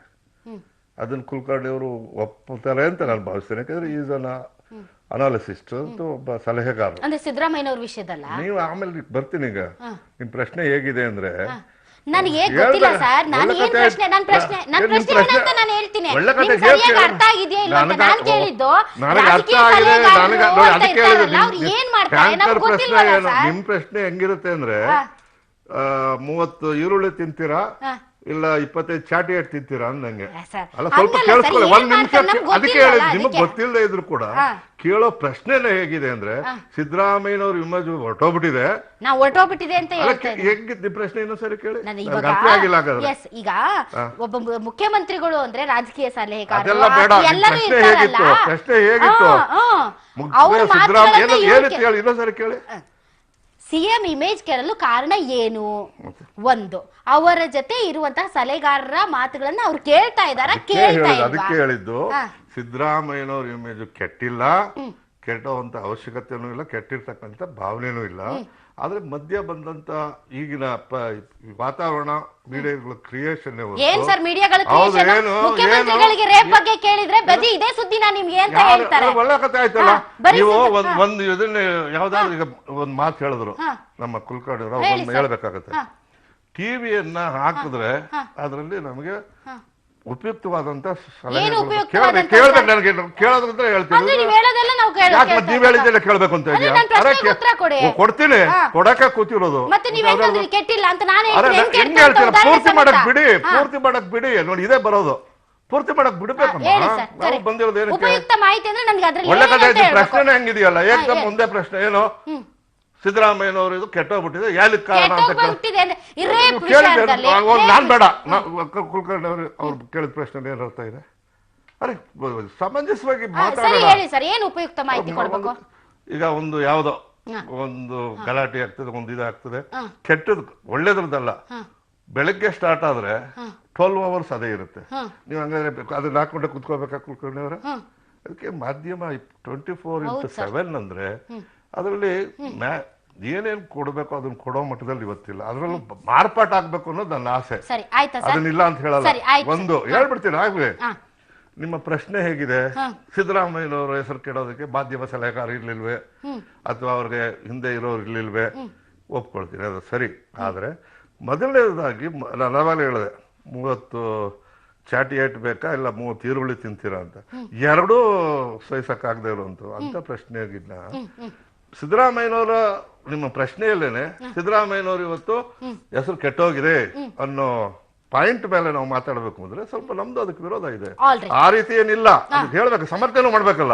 ನಿಮ್ಗೆ ಬೇರೆದು ಹೇಳಕ್ ಚಾನ್ಸೇ ಇಲ್ವಲ್ಲ? ಯಾಕಿಲ್ಲ? ಒಳ್ಳೆ ಕಥೆ. ನಾನು ಹೇಳಿದ ಕೇಳಿ ಪ್ರಶ್ನೆನ ನಮ್ಮಲ್ಲಿ ಕೇಳಿ, ರವಿನು ಹೇಳಿ, ಕುಲಕರ್ಣಿ ನಿಮ್ದೇ ಕೇಳಬೇಕು ಅಂತ ಏನಿಲ್ಲ. ಇಲ್ಲ, ಅದಕ್ಕೆ ಹೇಳೋದಲ್ಲ. ಕೊಡ್ತೀನಿ, ಹೇಳ್ತಾ ಇದ್ದೀನಿ. ಎಲ್ಲಿ ಮುಗೀತು? ಅಲ್ಲ, ನಿಮ್ ಪ್ರತಿಕ್ರಿಯೆ ಮುಗಿತಾ? ನಾನು ಹೇಳ್ಬೇಕಲ್ಲ ಈಗ. ಒಳ್ಳೆ ಕಥೆ ಆಯ್ತಲ್ಲ. ಆಗ್ಬಾರ್ದು ಅಂತ ಪ್ರಜಾಪ್ರಭುತ್ವದಲ್ಲಿ ಕುಲಕರ್ಣಿ ಅವರು ಹೇಳಿದಾಗೆ ಕಾರ್ಯಾಂಗ, ರಾಜ್ಯಾಂಗ, ನ್ಯಾಯಾಂಗ, ಪತ್ರಿಕಾಂಗ ಎಲ್ಲ ಒಟ್ಟಿಗೆ ಇಲ್ಲಾಗಿದ್ದ ನ್ಯಾಯ ಏನು ಶಾಸಕಾಂಗ ಮಾಡಿದ್ದನ್ನ ಕಾರ್ಯಾಂಗ ಕಾರ್ಯರೂಪಕ್ಕೆ ತರಬೇಕು. ಅಲ್ಲಿ ಏನಾದರೂ ವ್ಯತ್ಯಾಸ ಆದ್ರೆ ನ್ಯಾಯಾಂಗ ಎತ್ತಿಡಿತದೆ.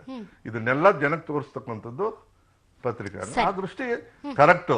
ಆದ್ರೆ ಅದೇ ಲೈನ್ ನಲ್ಲಿ ಇಲ್ಲದೆ ಹೋದಾಗ, ಈಗ ಒಂದು ಉದಾಹರಣೆ, ಇವತ್ತೇನಾಗಿದೆ ಮೀಡಿಯಾಗಳಲ್ಲಿ ಕುಲಕರ್ಣಿ ಅವರೇ, ಈ ಟಿವಿನಲ್ಲಿ ಏನಾದ್ರು ಹೆಚ್ಚು ನಾವು ಮಾತಾಡಕ್ ಬಂದು ಅಂತ ಇಟ್ಕೊಳ್ಳಿ, ಇನ್ನೊಂದು ಟಿವಿ ಅವರು ಅವ್ರಿಗೆ ಅದೇನೋ ಇವ್ರದ್ದು ರೇಟ್ ಹೆಚ್ಚಾಗಬೇಕು, TRP ಆಗೋಕ್ಕೋಸ್ಕರ ಇವರು ಮಾತಾಡಿದ್ರೆ ಅವ್ರ ಕೋಪ ಒಂದ್ ದಿವಸಕ್ಕೆ ಶುರು ಮಾಡ್ತಾರೆ. ಇದು ಆಗಬಾರ್ದು. ಮಾಧ್ಯಮನೂ ಕೂಡ ಜನರಲ್ ಆಗಿರ್ಬೇಕು.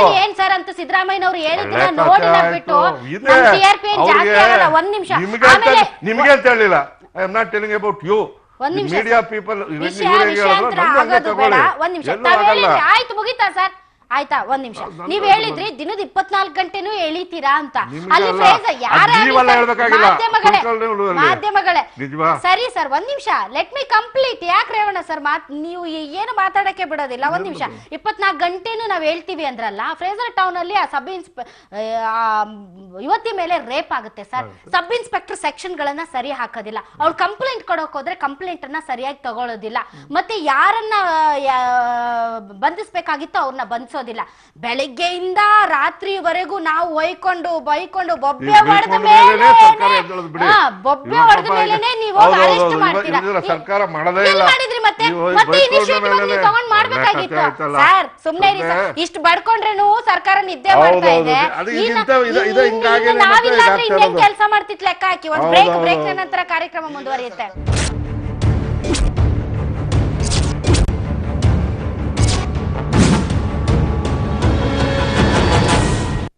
ಒಂದಿಷ್ಟು ಹಣ ಉಳಿಸಲು ನಿರ್ಮಾಣದಲ್ಲಿ ರಾಜಿ ಯಾಕೆ? SRMB TMT ಬಾರ್ ಖರೀದಿಸಿ ಅತ್ಯುತ್ತಮ ಸ್ಟೀಲ್, ನಿಮ್ಮದಾಗಲಿ ನೆಮ್ಮದಿಯ ಜೀವನ ವರ್ಷಾನುವರ್ಷ. ಆರಂಭ ಶುಭಾರಂಭ. ನಿಮ್ಮ RR ಗೋಲ್ಡ್ ಪ್ಯಾಲೇಸ್ ನ 3ನೇ ಶಾಖೆ ಇದೀಗ ಯಲಹಂಕದಲ್ಲಿ. ಪ್ರಾರಂಭೋತ್ಸವದ ಕೊಡುಗೆ 1 ಗ್ರಾಂ ಚಿನ್ನದ ಮೇಲೆ 100 ರೂಪಾಯಿಗಳ ಭಾರಿ ಡಿಸ್ಕೌಂಟ್. ಈ ಕೊಡುಗೆ ನಿಮಗಾಗಿ ನಿಮ್ಮ RR ಗೋಲ್ಡ್ ಪ್ಯಾಲೇಸ್ ನ ಎಲ್ಲಾ ಶಾಖೆಗಳಲ್ಲಿ. RR gold palace, Malleshwaram, Jayanagar, Yelahanka. Life ಅನ್ನ ಬ್ರೈಟ್ ಮಾಡು, ಕತ್ತಲೆ ಹಿಸ್ಟ್ರಿ ಆಗಲಿ.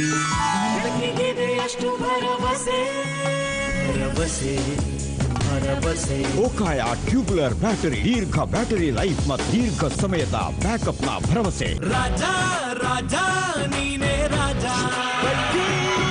ಕೊಟ್ಟರೆ ರಾಜ, ಟಿವಿಯ ರಾಜ, ಬೈಕಿಂಗ್ ಕೊಟ್ಟು ನಡೆದರೆ ರಾಜ. ವೈಕಿಂಗ್ ಪಂಚಗಳು, ಶರ್ಟ್ಗಳು ಮತ್ತು ಬನಿಯನ್ಗಳು, ಚಡ್ಡಿಗಳು. TMT, Indus TMT. ಇದರಲ್ಲಿ 1, 2, 3 ಟ್ರೈಕೋರ್ ಇದೆ. ಟ್ರೈಕೋರ್ ಇದ್ರೆ stable, strong, safe. Indus TMT with Trico, the original. Til Malish.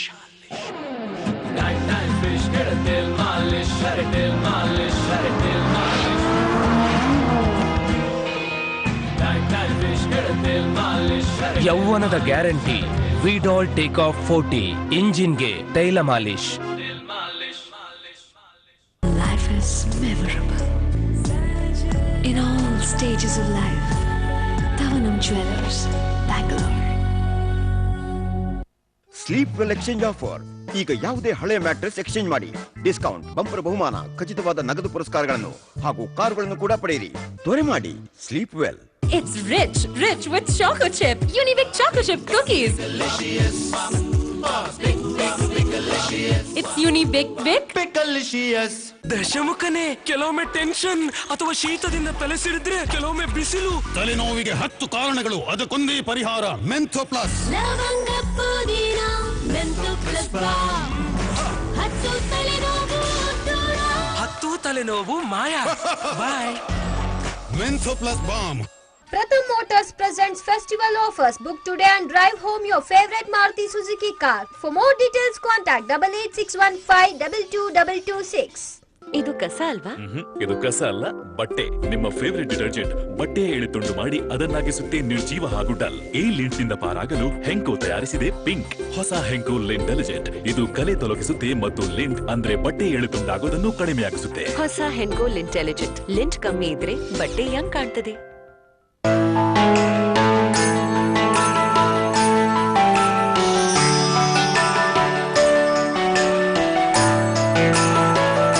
ಅಪ್ಪಟ ಚಿನ್ನದ ಅಪ್ರತಿಮ ಪ್ರದರ್ಶನ Shri Sai gold palace, Basavanagudi, Padmanabha Nagar, Bengaluru.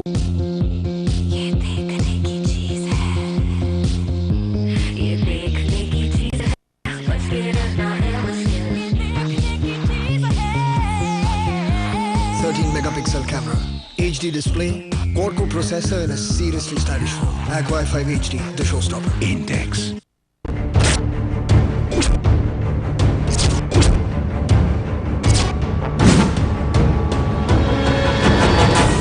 Image damage ಯಾರು ಕಾರಣ? ವಿಶೇಷ ಕಾರ್ಯಕ್ರಮಕ್ಕೆ ಮತ್ತೊಮ್ಮೆ ಸ್ವಾಗತ. ಎಸ್ ರವಿ ಸುಬ್ರಹ್ಮಣ್ಯ ಸರ್, ಮೀಡಿಯಾಗಳು ಒಂಥರ ತುಂಬಾ ಪವಿತ್ರವಾದವು ಅಂತಾನು ನಾನು ಇಲ್ಲಿ ಡಿಫೆಂಡ್ ಮಾಡೋದಕ್ಕೆ ಕೂತಿಲ್ಲ. ಎಲ್ಲಾ ಬ್ಲ್ಯಾಕ್ ಒಂಥರ ಏನಂತಾರೆ, ಕೆಟ್ಟ ಹುಳಗಳು ಎಲ್ಲಾ ಕಡೆನೂ ಇದಾವೆ. ಆದರೆ ಸಿದ್ದರಾಮಯ್ಯನವರು ಈ ರಾಜ್ಯದ ಮುಖ್ಯಮಂತ್ರಿಗಳು.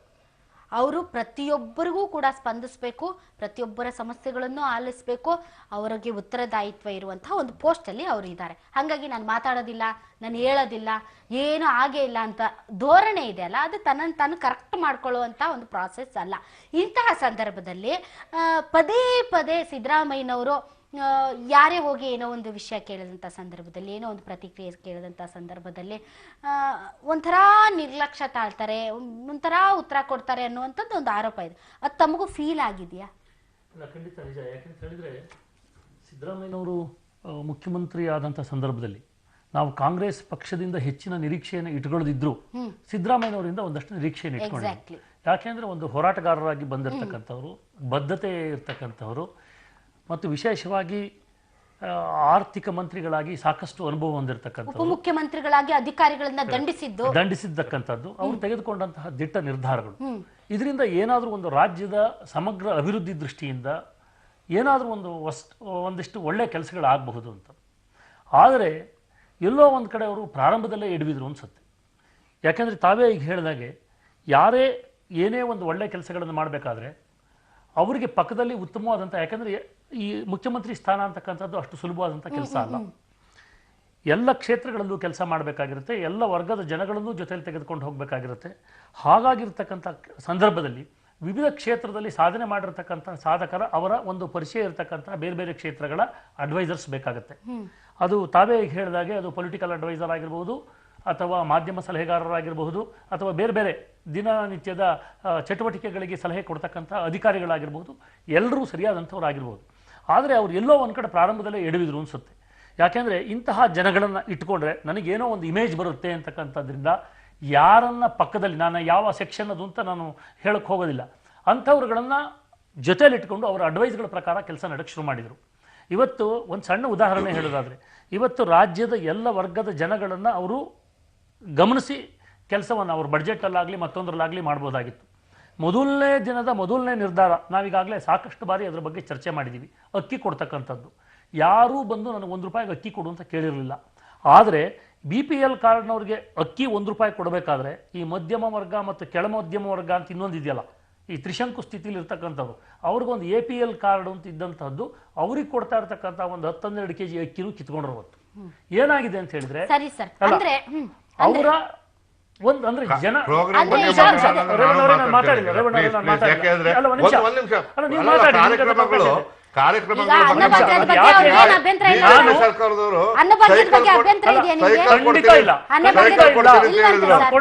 ಸೈಕಲ್ ಕೊಡ್ತೀನಿ,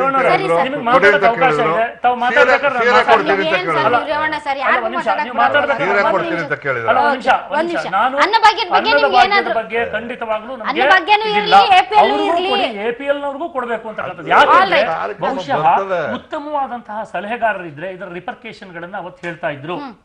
ಇದರಿಂದ ಏನಾಗ್ತಾ ಇದೆ, ಟ್ರಾನ್ಸ್ಫರ್ಸ್ ಅಲ್ಲಿ ತಾವೇ ಯಾರ್ಯಾರ್ದು ಅಧಿಕಾರಿಗಳದ್ದನ್ನ ಮಾಧ್ಯಮದಲ್ಲಿ ಹಿಂದೆ ಸೇವೆ ಒಳಗಿದ್ದಂಥವ್ರು ಆಮೇಲೆ ಅವರು ನಿವೃತ್ತರಾದಂತ ಹೋದಂತ ಸಂದರ್ಭದಲ್ಲಿ ಹಸ್ತಕ್ಷೇಪಗಳು ಯಾರ್ಯಾರನ್ನ ಯಾವ ಆಯಕಟ್ಟಿನ ಸ್ಥಾನದಲ್ಲಿ ಇವರು ಯೋಚನೆ ಮಾಡ್ಬೇಕಾದ್ರೆ ಇದನ್ನೆಲ್ಲ ಹೇಳೋರು ಯಾರು ಸರ್ ನಿಮ್ಗೆ? ಅದನ್ನೇ ಹೇಳಿರ್ತಕ್ಕಂಥವ್ರು ಈಗ ಸಹಚರಾಹ ಪ್ರಾಣಾಹ ಅಂತ ಯಾರು ನಮ್ಮ ಜೊತೆಲಿ ಇರ್ತಾರೆ.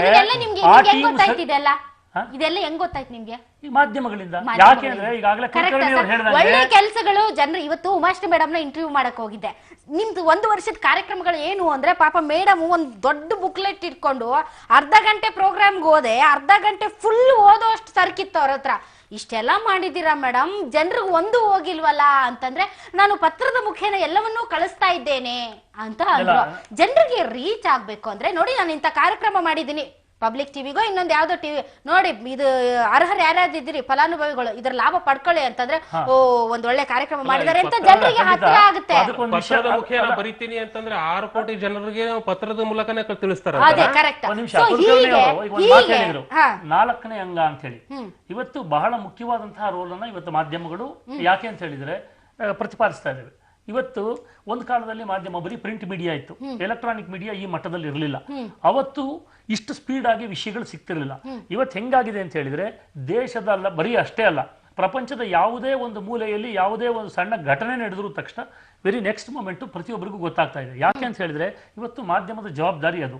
ಇವತ್ತು ಈಗಾಗಲೇ ಅವ್ರು ಹೇಳಿದರು, ಸೇತುವಾಗಿ ನಾವು ಕೆಲಸ ಮಾಡ್ತಾ ಇದೆ ಮಾಧ್ಯಮ ಅಂತ ಹೇಳಿ. ಇವತ್ತಿಗಾಗಲೇ ತಾವೇ ಕೊಟ್ಟಂತಹ ಎಕ್ಸಾಂಪಲ್, ಇವತ್ತು ಸರ್ಕಾರ ಅನೇಕ ಜನಪರ ಯೋಜನೆಗಳನ್ನ ತರುತ್ತೆ. ಆ ಯೋಜನೆಗಳು ಜನಗಳಿಗೆ ತಲುಪಬೇಕಾದ್ರೆ ಅಥವಾ ಆ ಯೋಜನೆಯ ಪರಿಚಯ ಆಗಬೇಕಾದ್ರೆ ಮಾಧ್ಯಮದ ಮುಖಾಂತರನೇ.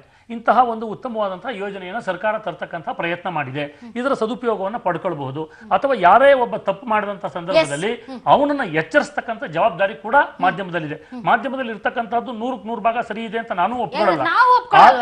ಆದರೆ ಅದರಲ್ಲೂ ಉತ್ತಮವಾದಂತಹ ಪತ್ರಕರ್ತರುಗಳಿದ್ದಾರೆ, ಮಾಧ್ಯಮಗಳ ಒಂದು ಟೀಮ್ ಏನಿದೆ ಅದರಲ್ಲೂ ಇದೆ. ನಾವು ಒಬ್ಬ ಪತ್ರಕರ್ತ ಎಲ್ಲೋ ಫೇಲ್ ಆಗಿರ್ಬೋದು, ಒಬ್ಬ ಪತ್ರಕರ್ತ ಹಗರಣ ಮಾಡಿರ್ಬೋದು, ಭ್ರಷ್ಟಾಚಾರ ಮಾಡಿರ್ಬೋದು, ಎಲ್ಲೋ ಒಂದು ಕಡೆ ರಾಜಕಾರಣಿಗಳು ಅವನನ್ನ ಕೊಂಡ್ಕೊಂಡಿದೀವಿ ಅಂತ ಭ್ರಮೆಯಲ್ಲಿ ಇರ್ಬೋದು. ಬಟ್ ಮ್ಯಾನೇಜ್ಮೆಂಟ್ ಅನ್ನೋದು ಇರುತ್ತೆ. ಪ್ರತಿ ಬಾರಿಯೂ ಕೂಡ ಅದು ಚಾಟಿ ತಗೊಂಡು ಚುಚ್ತಾ ಇರ್ತಾರೆ. ಹಿಂಗಾಗಿ ನಾನು ಅವನನ್ನ ಪರ್ಚೇಸ್ ಮಾಡ್ಬಿಟ್ಟಿದೀನಿ, ಎಲ್ಲ ಆಗೋಯ್ತು ಅಂತ ಭ್ರಮೆಯಲ್ಲಿದ್ರೆ ಸರ್ ಹೇಳಿದಾಗೆ ರಿವರ್ಸ್ ಒಂದಿನ ಬಂದೇ ಬರುತ್ತೆ. ಸರಿ, ನಾನು ಬ್ರೇಕ್ ತಗೊಂಡ್ಬಿಡ್ಲಾ ಸರ್? ಓಕೆ, ಒಂದು ಬ್ರೇಕಿಂಗ್ ನಂತರ ಕಾರ್ಯಕ್ರಮ ಮುಂದುವರಿಯುತ್ತೆ.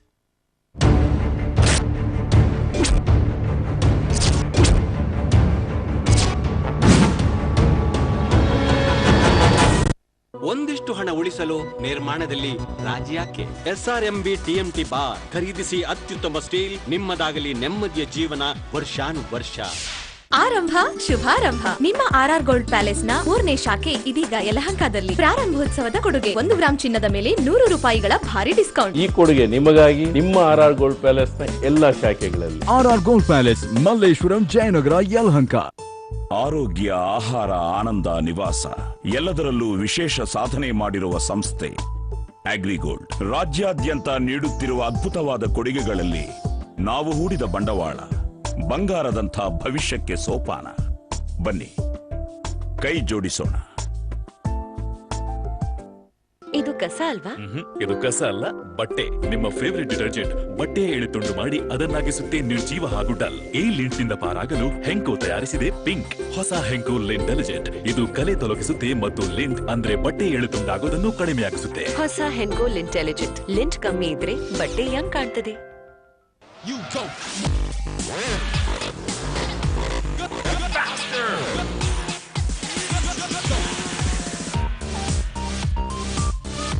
For the love of racing, Apache RTR 180. ತನ್ನ ದಾರಿಯನ್ನು ತಾನೇ ರೂಪಿಸಿಕೊಳ್ಳೋನೆ ನಿಜವಾದ ಹೀರೋ. ದಶಮುಖನೇ, ಕೆಲವೊಮ್ಮೆ ಟೆನ್ಷನ್ ಅಥವಾ ಶೀತದಿಂದ ತಲೆ ಸಿಡಿದ್ರೆ, ಕೆಲವೊಮ್ಮೆ ಬಿಸಿಲು. ತಲೆನೋವಿಗೆ 10 ಕಾರಣಗಳು, ಅದಕ್ಕೊಂದೇ ಪರಿಹಾರ. ಮೆಂಥೋ ಪ್ಲಸ್.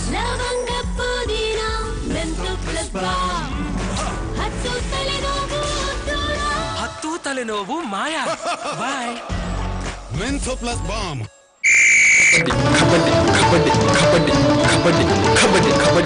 ನೋಡಿರಲ್ವಾ ಹೇಗೆ ಮಕ್ಕಳು ಆಡ್ತಾ ಕುಣಿತಾ ಶಾಲೆಯಲ್ಲಿ ವಿದ್ಯೆ ಕಲಿಯಕಂತ ಬಂದಿದ್ದಾರೆ. ಶಿಕ್ಷಣ ಹಕ್ಕು ಕಾಯ್ದೆ ಪ್ರಕಾರ 6 ರಿಂದ 14 ವರ್ಷದ ಮಕ್ಕಳಿಗೆ ಕಡ್ಡಾಯವಾಗಿ ಶಿಕ್ಷಣ ಕೊಡಿಸಬೇಕು. ನಮ್ಮ ಅಕ್ಕಪಕ್ಕ ಮನೆಗಳಲ್ಲಿ ಶಾಲೆಗೆ ಹೋಗದೆ ಇರೋ ಮಕ್ಕಳು ಯಾರಾದ್ರೂ ಇದ್ರೆ ಅವ್ರ ಪೋಷಕರಿಗೆ ಹೇಳಿ ಆ ಮಕ್ಕಳನ್ನ ಶಾಲೆಗೆ ಸೇರಿಸಿ. ಇದು ಮಕ್ಕಳ ಹಕ್ಕು ಹಾಗೂ ನಮ್ಮೆಲ್ಲರ ಕರ್ತವ್ಯ.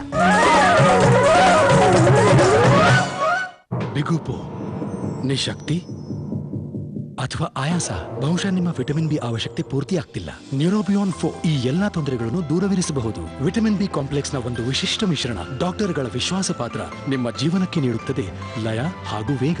ವಿಟಮಿನ್ ಬಿ ಯ ಪೋಷಣೆ ಮತ್ತು ಜೀವನದ ಅನುಭೂತಿ. ನ್ಯೂರೋಬಿಯಾನ್ 4. ಆರೋಗ್ಯಕರ ಜೀವನಕ್ಕೆ ಪ್ರಕೃತಿ. ಹೇಳಿ ಮಿಸ್ಟರ್ ಕುಮಾರ್. ನಾನು ಮನೆ ಬದಲಾಯಿಸಿದ್ದೇನೆ. ಅಡ್ರೆಸ್ ಚೇಂಜ್ ಆಗಿ ಏನ್ ಮಾಡಬೇಕು? ನಿಮ್ಮ ಹೊಸ ಅಡ್ರೆಸ್ ಪ್ರೂಫ್ ನ ಕಾಪಿ ಮ್ಯಾಕ್ಸ್ ಲೈಫ್ ಗೆ ಮೇಲ್ ಮಾಡಿ ಅಷ್ಟೇ. ಉಳಿದಿದ್ದನ್ನು ನಾನ್ ಮಾಡ್ತೇನೆ. ಅರೆ ಬ್ಯೂಟಿ ಹೇಳು. No sir. Yes sir, it's my duty. Policy ಕೊಟ್ಟ ಬಳಿಕ ನಮ್ಮ ಸಂಬಂಧ ಮುಗಿಯೋಲ್ಲ, ಶುರುವಾಗುತ್ತೆ. ಮಾಹಿತಿಗಾಗಿ ಕಾಂಟ್ಯಾಕ್ಟ್ ಮ್ಯಾಕ್ಸ್ ಲೈಫ್ ಇನ್ಶೂರೆನ್ಸ್, ನಿಮ್ಮ ನಿಜವಾದ ಅಡ್ವೈಸರ್.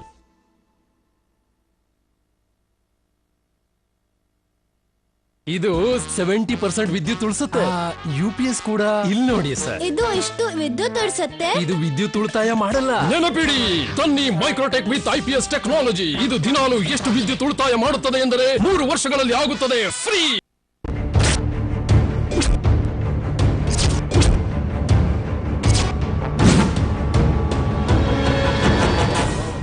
ಇಮೇಜ್ ಡ್ಯಾಮೇಜ್ ವಿಶೇಷ ಕಾರ್ಯಕ್ರಮಕ್ಕೆ ಮತ್ತೊಮ್ಮೆ ಸ್ವಾಗತ. ಎಸ್ ಮಲ್ಲಿಕಾರ್ಜುನ್ ಸರ್, ಈಗ ಪ್ರಶ್ನೆ ಇರುವಂತದ್ದು ಇದು, ಮಾಧ್ಯಮಗಳು ಸರಿನೋ ತಪ್ಪ ಅದನ್ನ ಡಿಬೇಟ್ ಮಾಡೋಣ.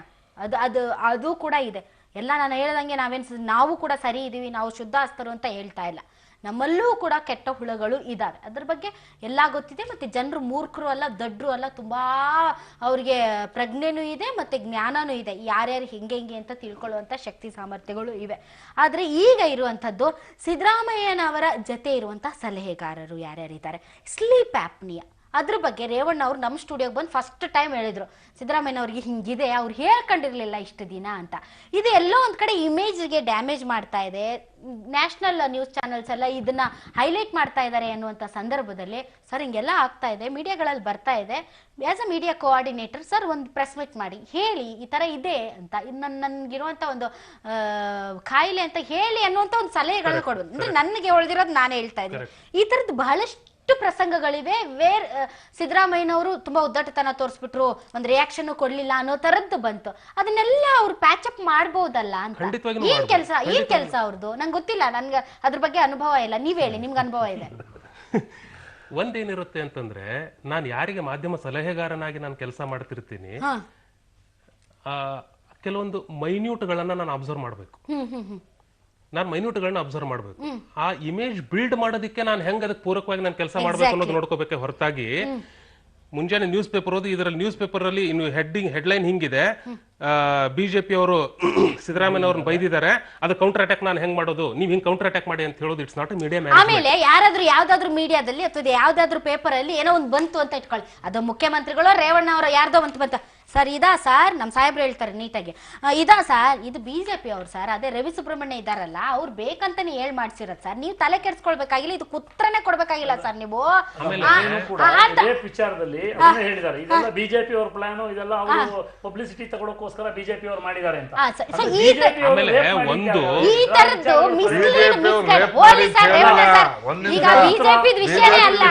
ಆದ್ರೆ ಬಿಜೆಪಿ ಅವ್ರು ಏನ್ ಪ್ಲಾನ್ ಮಾಡಿದ್ರು ಅಂದ್ರೆ 25 ದಿವಸ ಆಗಿದ್ದನ್ನೆಲ್ಲ ಒಂದೇ ದಿವಸಕ್ಕೆ ಫುಲ್ ಅಪ್ ಮಾಡಿ ಒಂದಕ್ಕೆ ಹಾಕ್ಸಿದ್ರು. ಯಾರು ಮಾಡಿದ್ರು ಅನ್ನೋದು ಗೊತ್ತಿದೆ ನಮ್ಗೆ. ಹೇಳೋಣ, ನಾನು ಹೇಳೋದು ಕೇಳಿಸ್ಕೊಳ್ಳಿ. ಹೇಳ್ತೀನಿ, ರವಿ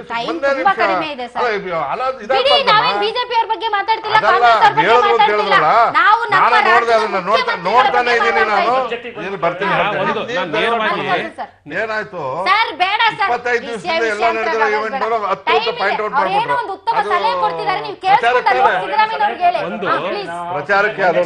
ಪ್ರಚಾರಕ್ಕೆ ಮತ್ತೆ ಮಾಡಿದ್ದು. ಒಂದು ಬಹಳ ಸಿಂಪಲ್ ಆಗಿರೋದು ಏನು ಅಂತಂದ್ರೆ, ಇಲ್ಲಿ ಏನಾಗ್ತಾ ಇದೆ ಅಂದ್ರೆ ಒಂಥರ ಕಂಪ್ಯಾರಿಸನ್ ಪಾಲಿಟಿಕ್ಸ್ ಆಗ್ತಾ ಇದೆ. ಇಮೇಜ್ ಬಿಲ್ಡ್ ಮಾಡ್ಕೊಳ್ಳೋದಕ್ಕೆ ಅಥವಾ ಇಮೇಜ್ ಕೆಡಿಸ್ಕೊಳ್ಳೋದಕ್ಕೆ ಬಿಜೆಪಿ ಅವ್ರು ಮಾಡಿದ್ರು ನಾನ್ ಯಾಕೆ ಮಾಡಬಾರ್ದು, ಅಥವಾ ನಾನ್ ಮಾಡಿದೆ ಬಿಜೆಪಿ ಅವ್ರು ಮಾಡ್ಲಿಲ್ಲ, ಈ ತರ ಕಂಪೇರ್ ಮಾಡ್ಕೊಂಡ್ರೆ ನಾನು ಇಮೇಜ್ ಬಿಲ್ಡ್ ಆಗತ್ತೆ ಅಂತ ಎಲ್ಲೋ ಒಂದು ಅವ್ರು ತಲೆನಲ್ಲಿ ಇದ್ರೆ ಅದು ಶುದ್ಧ ಮೂರ್ಖತನ.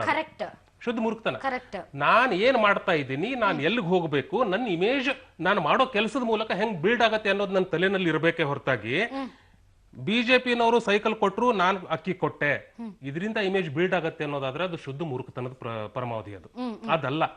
ಈ ಸದ್ಯ ನನ್ನ ಕೈನಲ್ಲಿ ಏನ್ ಇಶ್ಯೂಗಳಿದಾವೆ, ನಾನು ಅದನ್ನ ಹೆಂಗ್ ಹ್ಯಾಂಡಲ್ ಮಾಡ್ಬೇಕು, ಅದರಿಂದ ನನ್ನ ಇಮೇಜ್ ಏನಾಗುತ್ತೆ. ಯಾಕಂದ್ರೆ ನನ್ನ ಆರಿಸಿರೋದು ಬರೀ ಬಿಜೆಪಿ ಅವರಾಗ್ಲಿ ಅಥವಾ ಬರೀ JDS ನವರಾಗ್ಲಿ ಅಲ್ಲ, 6 ಕೋಟಿ ಜನ. 6 ಕೋಟಿ ಜನಕ್ಕೆ ನಾನು ಉತ್ತರ ಕೊಡಬೇಕಾಗಿರೋದ್ರಿಂದ ನನ್ನ ಇಮೇಜ್ ಬಿಲ್ಡ್ ಆಗ್ಬೇಕಾಗಿರೋದು ಅಥವಾ ಕೆಡಬೇಕಾಗಿರೋದು ಕೆಟ್ಟಿರೋದು 6 ಕೋಟಿ ಜನರ ಮಧ್ಯೆನೆ ಹೊರತಾಗಿ ಕೇವಲ ಯಾವುದೋ ಒಂದು ರಾಜಕೀಯ ಪಕ್ಷಕ್ಕಲ್ಲ. ಸರಿ, ಅದರ ಮಧ್ಯೆ ಇರುವಂತ ಸೇತುವೆ ಯಾವ್ದು ಸರ್? ಮಾಧ್ಯಮನೇ ಅಲ್ಟಿಮೇಟ್ ಆಗಿ ಹೆಂಗ್ ಮ್ಯಾನೇಜ್ ಮಾಡ್ಬೇಕು ಅದನ್ನೇ ನಾನು ಹೇಳ್ತಾ ಇರೋದು ಅವಾಗಿಂದಾನು. ಆ ಮಾಧ್ಯಮ ಸಲಹೆಗಾರರು ಯಾವುದನ್ನ ಹೇಳಿ ಅದೇ ಸೂಕ್ಷ್ಮಗಳನ್ನ ಕೆಲಸ ಮಾಡ್ಬೇಕು ಅಂತ ನಾನು ಹೇಳಿದ್ದು. ಆ ಸೂಕ್ಷ್ಮಗಳನ್ನ ಕೆಲಸ ಮಾಡ್ಬೇಕು. ಈಗ ಸುಮ್ಮನೆ ಹೋಗಿ ಹೆಡ್ಲೈನ್ ಗಳನ್ನ ಓದಿ ಇದನ್ನ ಬಿಜೆಪಿ ಅವ್ರು ಮಾಡಿಸಿದ್ದು ಅದ್ರ ವಿರುದ್ಧ ನೀವು ಮಾತಾಡಿ, ಇದನ್ನ JDS ನವ್ರು ಮಾಡಿಸಿದ್ದು ಅದನ್ನ ವಿರುದ್ಧ ಮಾತಾಡಿ ಅಂತ ಹೇಳಿದ್ರೆ ಇಮೇಜ್ ಬಿಲ್ಡ್ ಆಗಲ್ಲ. ಅಲ್ಲಿ ಏನಾಗತ್ತೆ ಅಂದ್ರೆ ಅವಕಾಶವಾದಿತನ ಆಗತ್ತದು. ಅದಕ್ಕೆ ಆ ಪ್ರಯಾರಿಟಿಗಳನ್ನ ಬಿಲ್ಡ್ ಮಾಡ್ಕೋಬೇಕು. ಅವ್ರ ಮಾಧ್ಯಮ ಸಲಹೆಗಾರರಾದವರು ಪ್ರಯಾರಿಟಿಗಳನ್ನ ಇಟ್ಕೋಬೇಕು. ನಾನು ಏನ್ ಪ್ರಯಾರಿಟಿಗಳನ್ನ ಇವತ್ತಿನ ದಿವಸ ನನ್ನ ಕ್ಲೈಂಟ್, ನಾನು ಇಲ್ಲಿ ಕ್ಲೈಂಟ್ ಅನ್ನೋ ಪದಾನ ಯೂಸ್ ಮಾಡ್ತಾ ಇದ್ದೀನಿ, ಮಾಧ್ಯಮ ಸಲಹೆಗಾರರಿಗೆ ಅವರ ಈ ಮುಖ್ಯಮಂತ್ರಿಗಳು ಇನ್ನೊಂದು ಸಣ್ಣ ಸರ್, ಆ ಮಾಧ್ಯಮ ಸಲಹೆಗಾರರಿಗೆ ಏನೋ ಒಂದು ಐಡಿಯಾಲಜಿ ಇರುತ್ತೆ. ಆ ಐಡಿಯಾಲಜಿನ ಈ ಮೂಲಕ ಇಂಪ್ಲಿಮೆಂಟ್ ಮಾಡೋದು ಎಷ್ಟರ ಮಟ್ಟಿಗೆ ಸರಿ? ಆಗಲ್ಲ. ಅದು ಆಗುತ್ತಾ? ಪಾಸಿಬಲ್ ಇದೆಯಾ? ಆಗಲ್ಲ. ಯಾಕೆ ಅಂದ್ರೆ ಈ ಫಾರ್ ಎಕ್ಸಾಂಪಲ್ ಹೇಳ್ತೀನಿ, ನಾನು ನನ್ನ ಮನೆಯಲ್ಲಿ ನಾಸ್ತಿಕ, ನನ್ನ ಹೆಂಡತಿ ಆಸ್ತಿಕ. ಅವಳು ದೇವ್ರಿಗೆ ಕೈ ಮುಗಿತಾಳೆ, ನಾನು ದೇವ್ರಿಗೆ ಕೈ ಮುಗಿಯಲ್ಲ. ಹೌದಾ? ನೀನ್ ಮುರುಕಿ ಬೇಡ, ದೇವ್ರಿಗೆ ತುಳಸಿ ಕಟ್ಟೆಗೆ ನೀರ್ ಹಾಕಬೇಡ ಅಂತ ಹೇಳೋದು ನನ್ನ ಮೂರ್ಖತನ. ಅದು ಯಾಕಂದ್ರೆ ನನ್ನ ನಂಬಿಕೆನ ನನ್ನ ಹೆಂಡತಿ ಮೇಲೆ ಹೆಂಗ್ ಹೇರ್ತೀನಿ ನಾನು. ಅದೇ ತರ ಒಬ್ಬ ಐಡಿಯಾಲಜಿ ಇರುವಂತಹ ಮಾಧ್ಯಮ ಸಲಹೆಗಾರ ಆಗಿರ್ಲಿ, ಅವರು ತಮ್ಮ ಐಡಿಯಾಗಳನ್ನ ಇನ್ನೊಬ್ಬರ ಮೇಲೆ ಹೇರಕ್ ಆಗಲ್ಲ. ಅದನ್ನ ಹೆಂಗ್ ಸಾಧಿಸ್ಕೋಬೇಕು ಅಥವಾ ಅದನ್ನ ಹೆಂಗ್ ಇಂಟರ್ಪ್ರಿಟೇಟ್ ಮಾಡ್ಬೇಕು ಅನ್ನೋದನ್ನ ಅರ್ಥ ಮಾಡ್ಕೋಬೇಕೆ ಹೊರತಾಗಿ ಹಿಂಗ್ ಮಾಡಿದ್ರೇನೆ ಆಗತ್ತೆ ಅಥವಾ ಇದನ್ನೇ ಚೀಫ್ ಮಿನಿಸ್ಟರ್ ಆಗ್ಲಿ ಅಥವಾ ಯಾರೋ ಆಗ್ಲಿ ಮಾತಾಡ್ಬೇಕು ಅನ್ನೋದು ಇದೆಯಲ್ಲ, ಆಗಲ್ಲ. ಅದು ಐಡಿಯಾಗಳನ್ನ ಹೇರಬಾರ್ದು ಯಾವಾಗ್ಲಿದ್ರು. ನಾನು ಕುಲಕರ್ಣಿ ಸಾಹೇಬ್ರು ಹೇಳಿದ್ದನ್ನ ಒಪ್ತೇನೆ, ಅದು ಸರಿ. ಆದ್ರೆ ಸಿದ್ದರಾಮಯ್ಯನವರು ಬಾಲಿಶ ರಾಜಕಾರಣಿ ಏನಲ್ಲ. ಅವರು ಈ ರಾಜ್ಯದಲ್ಲಿ 30 ವರ್ಷ ರಾಜಕೀಯ ಮಾಡಿದ್ದಾರೆ. ಉಪಮುಖ್ಯಮಂತ್ರಿಯಾಗಿ 7 ಬಡ್ಜೆಟ್ ಕೊಟ್ಟು ಇವತ್ತು 9ನೇ ಬಡ್ಜೆಟ್ ಆಯಿತು.